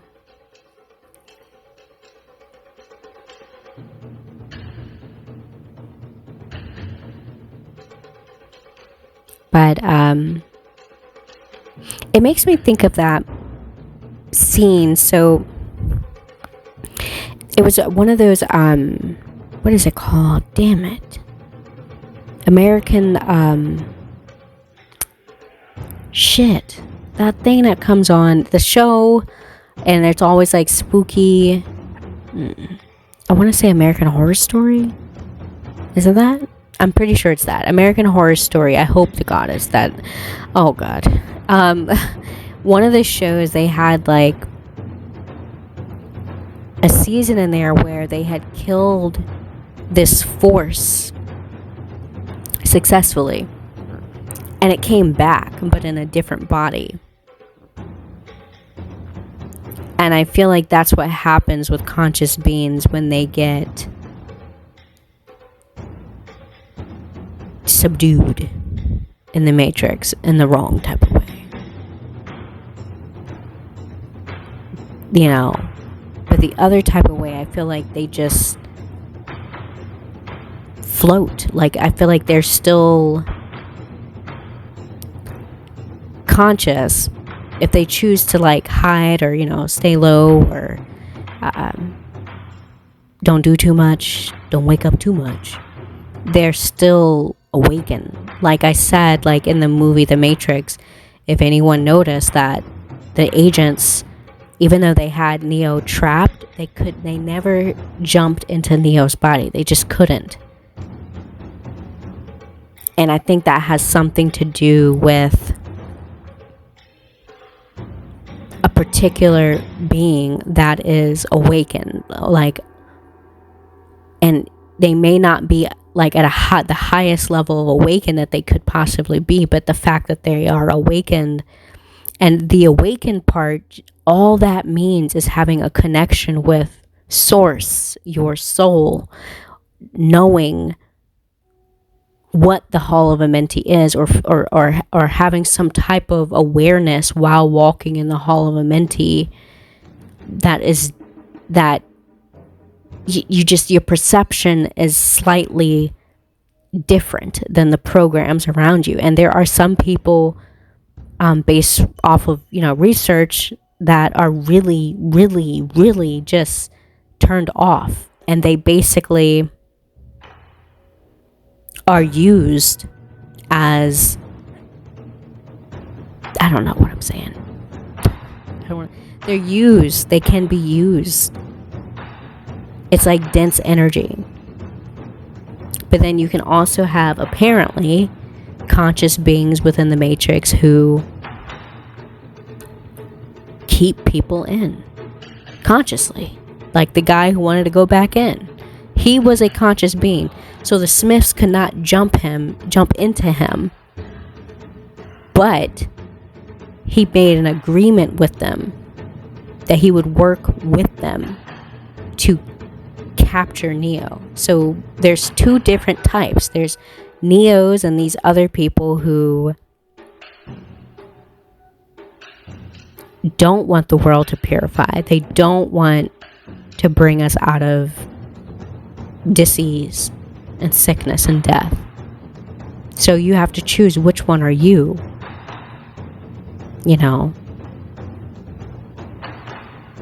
And why? And there's a big why, like the questions, why? If you choose to keep sickness and death on the planet, why? And are your whys reaching back into yourself and revealing to you a truth, or are you deceiving even yourself? Because I feel like the dangers of a conscious being is you can really lie to yourself.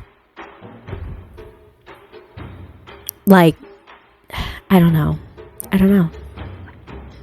Like a conscious being able to create things and hasn't really done like shadow work can be the equivalent to like a tyrant. And that can be spooky. So why? Like the questions. Why? Why do you want to do this? If you want to do good, why? Well, what's good? Like, why are you doing stuff? Why? So, okay, I'm going to put these away, and then we're going to get into our, oh, Lord, I had some angels and demons, and I don't even know if I really want to do both of them, but I want to do the bookmancy before we do any of that. And in between that, I'll decide if I want to skip the demons, the angels, and just go right to the tarot, because I'm kind of excited, kind of tired.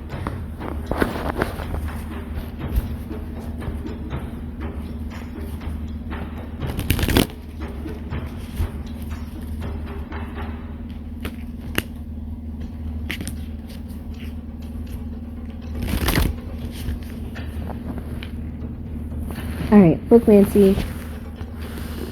Orc first.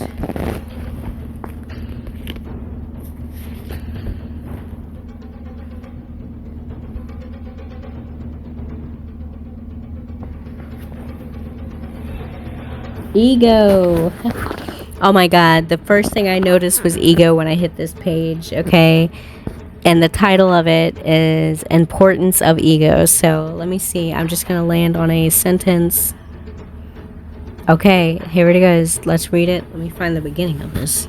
The word I landed on was animal. The development of the ego is exactly what enabled humanity to evolve beyond the instinctual animal. Okay. To attempt to permanently destroy the ego is foolish. Without the ego, you would be like an animal, completely overrun with your instinctual drives. Okay. It says the ego function is a linear process, like everything else, evolving. The goal is not to destroy the ego, but rather to develop it into its next phase. Okay. Thank you, Mark. So I'm just going to leave it at that. I hope you like that. I have nothing to say on that. That was perfect. I really don't. I felt like that hit it right on the head. Developing our ego into the next phase. Is it serving us or doing us a disservice? Is it destroying us or expanding us? He says it keeps us from, those instinctual drives that makes us close to an animal.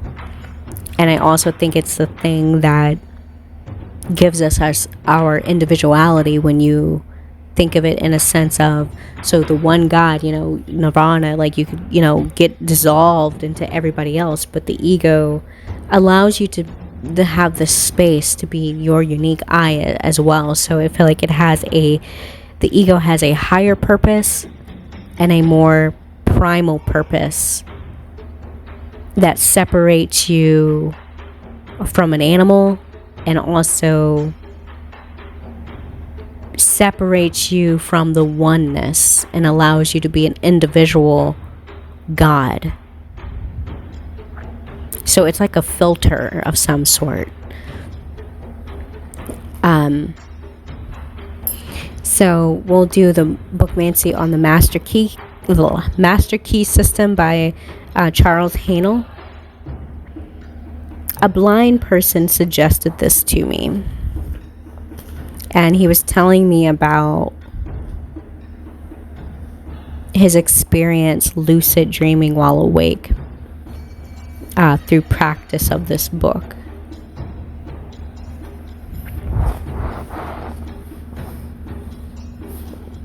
I don't know which way to go, so we're going to go here.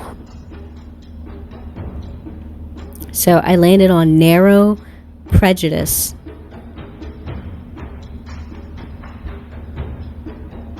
Okay, so let's see what this is. Hold on.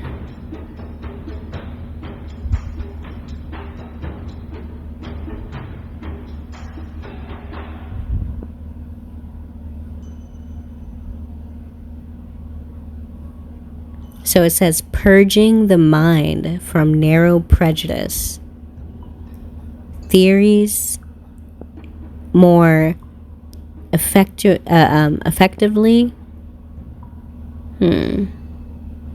calling attention of men from heaven to earth more successfully by surprising experiments than most of the forcible demonstration of their ignorance. Okay.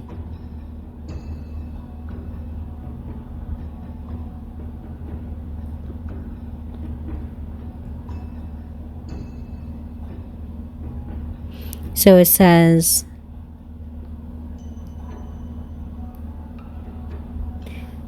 the prospect of useful discoveries thrown open to all, then by talk of bringing to light the innate laws of our mind.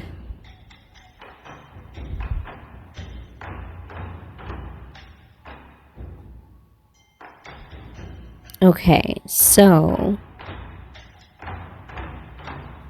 purging the mind of narrow prejudice, theories, and calling attention of men from heaven to earth by demonstrating their ignorance. I feel like I kept thinking of like the ignorance is believing that your ego is real. Like what you believe yourself to be is changeable. It's in flow. And if you believe yourself to be as limitless as you are, your ego could never explain that. It would always have to be in a constant state of changing. And if you believe yourself to be as limited as you are, your ego can entrap you.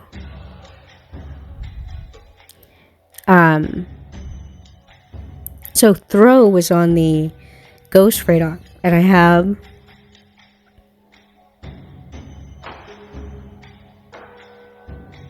educating more powerfully by the near prospect of useful discoveries thrown open to all. So we're definitely entering an age where useful discoveries that actually are going to teach us more about our minds, our connection with self and other, is now. The time is now. Called upon. The time is now. Because I feel like these truths are true, and the now to know these things is now. And it's information that is right at our fingertips. The shifting of the matrix is now. They have the whole 5D and where is it? I don't know if it's 5D or 3D world shifting, where 5D consciousness is an actual real thing. 5D consciousness is a higher mind consciousness of realizing I am you and what I see is me. And we are in the Hall of Amenti.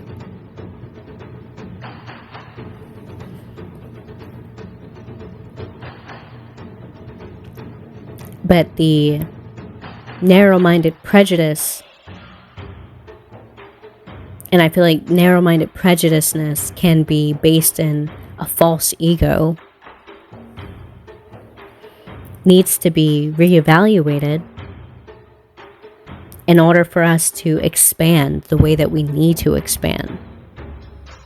That is actually of value to us. And it says this has to be purged.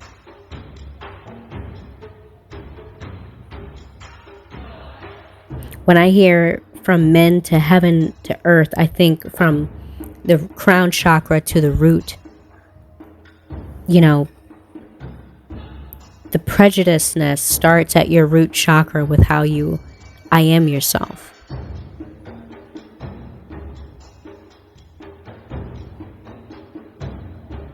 How you I am affects your third eye and crown chakra. Your third eye with your perception, crown chakra with how you create, how you connect. If you don't believe, or if it's not even about belief, but if you're I-aming yourself in a way that is having you locked into narrow-mindedness, or I'm thinking of a box when I think of narrow, but if you're I-aming at your root chakra in a way that boxes you in, how are you ever going to connect with your crown, which is all that is? Once you hit your crown, that's you being with all that is, all that has been, all that will ever be. And this is all by choice of how you use your godly energy to manifest or not. Or how you manifest. Because you could just be manifesting yourself to be in a tighter box.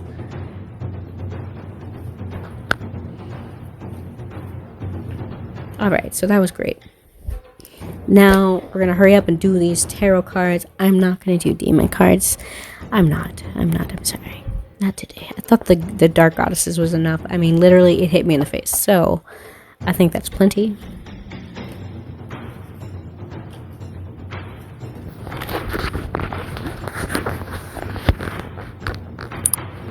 getting our cards out. My phone cut off. I hope you guys are enjoying this. I forgot to say thank you in the beginning. God damn it. I'm not going back. Okay, so let's pull with my dreams at Gaia, there's always a key card. Key came up, I think, somewhere. I don't remember when, but it did. So let's pull a key card and see where the root is of our problem.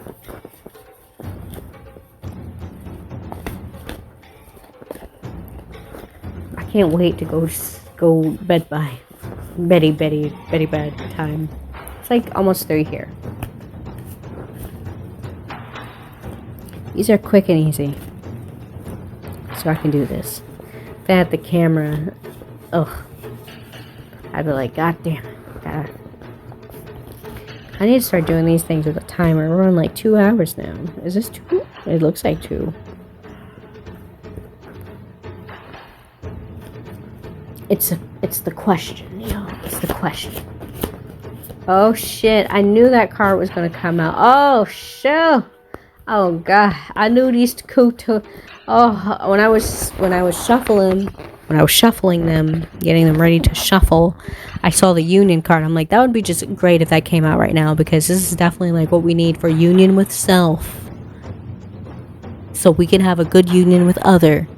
And sure enough, it flipped out first, and then the other card that went like sideways in the deck, and I just yanked it out, was the Destiny card. And I saw that when I was shuffling. I was like, Destiny would be great now, because that's like choice.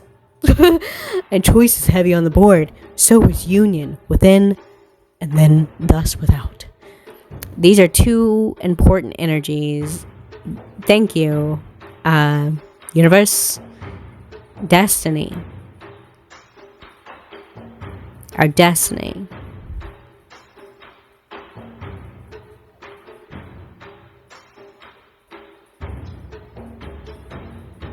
I love the talk between destiny and fate. I feel like sometimes fate can be put upon us based off of a lack of not deprogramming ourselves and not breaking patterns in our dense energy, which is our subconscious mind, our habits that have been passed down generationally, habits that we've created for ourselves. If we don't evaluate those, that becomes our character. And then our character becomes our destinies. It's my thoughts become words. My words become actions. My actions become habits. My habits become my character. My character becomes my destiny. Let me do that again. I haven't said that in a while. My thoughts become words. My words become actions. My actions become habits. My habits become character. My character becomes my fucking destiny. My thoughts become words. My words become habits. My thoughts become words. My words become action. My action becomes habits. My habits become my character. My character becomes my destiny. Your character. Who are you choosing to be? Neo, Morpheus, Trinity, the little mouse guy, the guy who sold out Neo, the Smiths, which would mean you're just like a non-playable character. Who are you? By your thoughts, by your words, by your actions. Who are you? Your union with yourself means everything to the character that you choose to be and the destiny that you will inevitably take based off of what you think, what you speak, and what you do.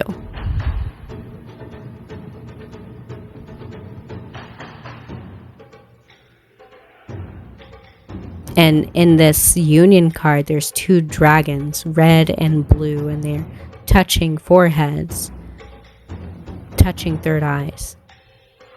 I think this has something to do with different aspects of self meeting, and they look peaceful. But again, if you're at war with yourself, you'll constantly create that, and the character that you choose to be and how that character interacts in other people's lives. And it's only a reflection of how you interact with yourself within.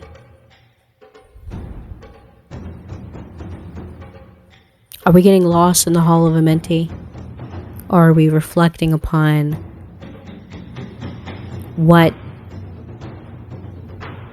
is being shown to us for our own good and betterment of ourselves? If the world is screaming, I'm in pain and suffering and dying, that's not an SOS to say, give me more pain, suffering, and death. It's saying, get me out of this! SOS! I don't know. It's like, who responds to that? Oh, they're suffering. Let's put some more fire on it. Like, I'm a mentally ill person. I can only put a finger on that or another species that doesn't want to see us survive. That's the only thing. I can't think of anything else. My mind goes to like the craziest things. Like, it has to be those two. Mental illness. Was this very feasible? Or it's another species trying to take us out? Let's pull our elements and see what we get.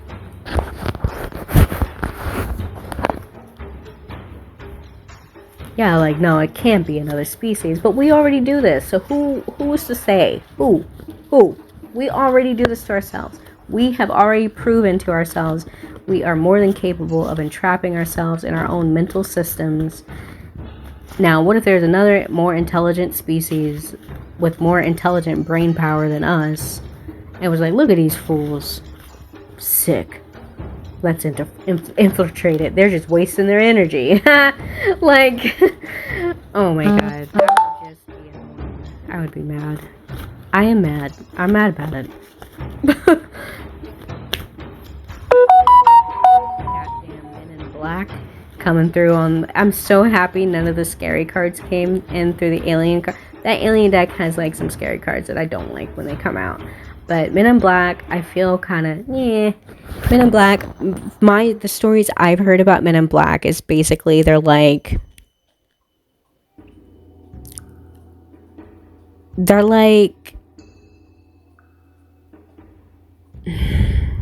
so with this reading, I interpret them as the Smiths, but I think like the real Men in Black are kind of like, how much do you know type of people. Like, they're the ones trying to keep things like under wraps, but things aren't wrapped up tight, and they know that. Like the movie, like they just go around and try to patch it up as best as they can. You know, they're the patch it up guys. Why did I even get into the Men in Black? I don't even know. I need to go to sleep. I need to not sleep, not that type of sleep, but bedtime. Okay. All right, so we got 3 cards. Let's see what we got. Oh my god, we've got the Joker here. Oh my lord. So we've got 2 of Earth, 5 of, what's that? Earth. 2 of Earth, 5 of Earth. We have a fire card here. So I know how to interpret these cards. I'm not going to read it based off of that. So the Joker card, because that was the first one that upset me, is basically us doing tricks on ourselves. And like, tricking ourselves out of how we purposely hurt other people because we're already like fucked up. And not like lying about it. Doing it knowingly and lying about it. That's basically this card. It's kind of fucked up card. And the card is asking us to take accountability and responsibility for being assholes, basically. Because we wanted to that day, and also to take responsibility on what is it within us that makes us want to act that way towards others. Coming to terms with that. And at the back of the deck, I have an air card of shadow and light, which deals with balancing those two elements to become a higher being. You have to understand, when you're more tipped into your darkness completely, you're not a higher being. You are imbalanced. And the same can be said if you're completely tipped into your light and not working on any aspects of your shadow. But a balanced being is balanced within both of those aspects. And there's a energy of moving forward with those energies. It's like you're moving forward, but also flowing within this cycle of flow within your good days, your bad days, your light days, your dark days. But what you do with them in order to keep moving forward is important. Because sometimes when we get sucked into one or the other, we tend to spin and stay in the same spot. The two of earth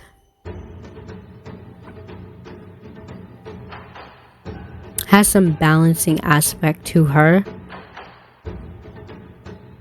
Balancing in order to stay stabilized.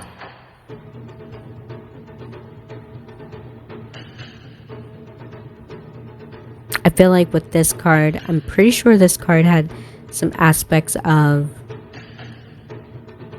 I wouldn't say greed and generosity at the same time. So you can have a type of abundance that accumulates more so that you can give unto others. But there's also a type of abundance where you hold on or holding on to something tightly. And there's still this sense of like lack there. Which brings my attention back to the 5 of earth, which is lack. So I feel like with this 2 of earth, with the balancing of either holding too tightly onto something in a greedy way or holding onto something and expanding it, is an illusion, because I feel like if it's based off of how you feel and think about what you're doing, earth with the air, and then I'll move into this fire element. So this is a element of fire, but the card itself has a lot to do with like intuition, which is strange because it's the element of fire. I would more associate intuition with water, which is why this card always throws me off when I get it, but I appreciate it because I definitely understand it now a little bit better, as far as that's concerned. But it's like being intuitive with our action. Like, it's like it's mainly a fire card, but there's an aspect of intuition in here. So it's like having your will, what you create, aligned with how you feel. So I feel like the most real energies here is how you feel and what you think. Because how you feel and what you think will dictate what you do and what you don't do. Rocket. So that was intense. I love these cards. I want to get more cards from this lady. I love these cards. I really do. They are probably my second deck I've ever had, which is crazy to think. They literally are. They're my second deck I've ever owned in my 33 years of living. That's crazy. I really, really, really, really, really, really, really, really, really love these cards. So,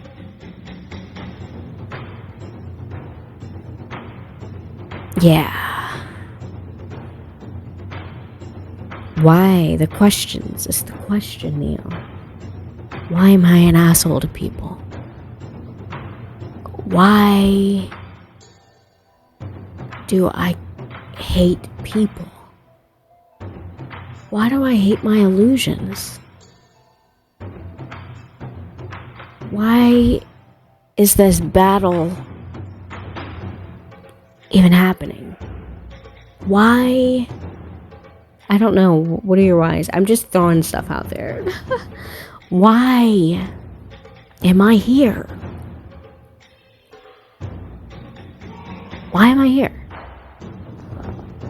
Why did I come here? What brought me here? To these people, these places, these things, and these experiences. Why is this my destiny? I don't know. Good talks with self are wonderful, I must say. Write those out. Write down the answers.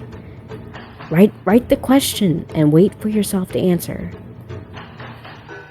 It might not come right away. Maybe you have to sit, write the question down, leave it, and it'll come to you throughout the day. Remember, everything outside of you is you.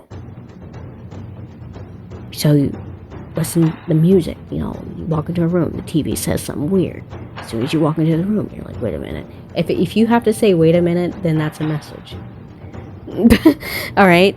If you have to say, hold up, that's for you. It's an actual message from you to you. Trying to be like, yeah, confirmation, bitch. I'm here. We're here. You're not alone. Alright? Get your shit together. Get all your shit and get it together. We got Rocket on the Ghost Radar. We're going into the future, to outer space, to the stars. We're going. Get your shit together. You're being called to get in your rocket. You're being called to go to the stars and find the limitless being within your goddamn ego and create a new one. Goddamn. Ego is like wearing clothes. You don't wear your winter jacket, your marshmallow jacket in summertime. It just doesn't work. You'll sweat to death and you might pass out. So what ego are you wearing that has you sweating to death and passing out? Alright, so I hope you enjoyed. Oh my god, I feel like I'm like... I'll pull a quote jar. I was supposed to do that in the beginning, but I didn't. After this, we're done. We're done here. Okay, let's see. I want to get a new one. How do I know which one's new? How do I know? They all feel the same. Alright. What is this? I got some names here. Michael Metatron Melzadek. Michael Metatron Melzadek. Michael Metatron Melzadek. The 3 M's. The 3 aspects of the Archangel Michael, who protects us with his sword and shield. Balance and justice. Michael is the warrior. Metatron is the scribe. He writes his fate. Melzadek is the prophet. He's the seer. He sees his future.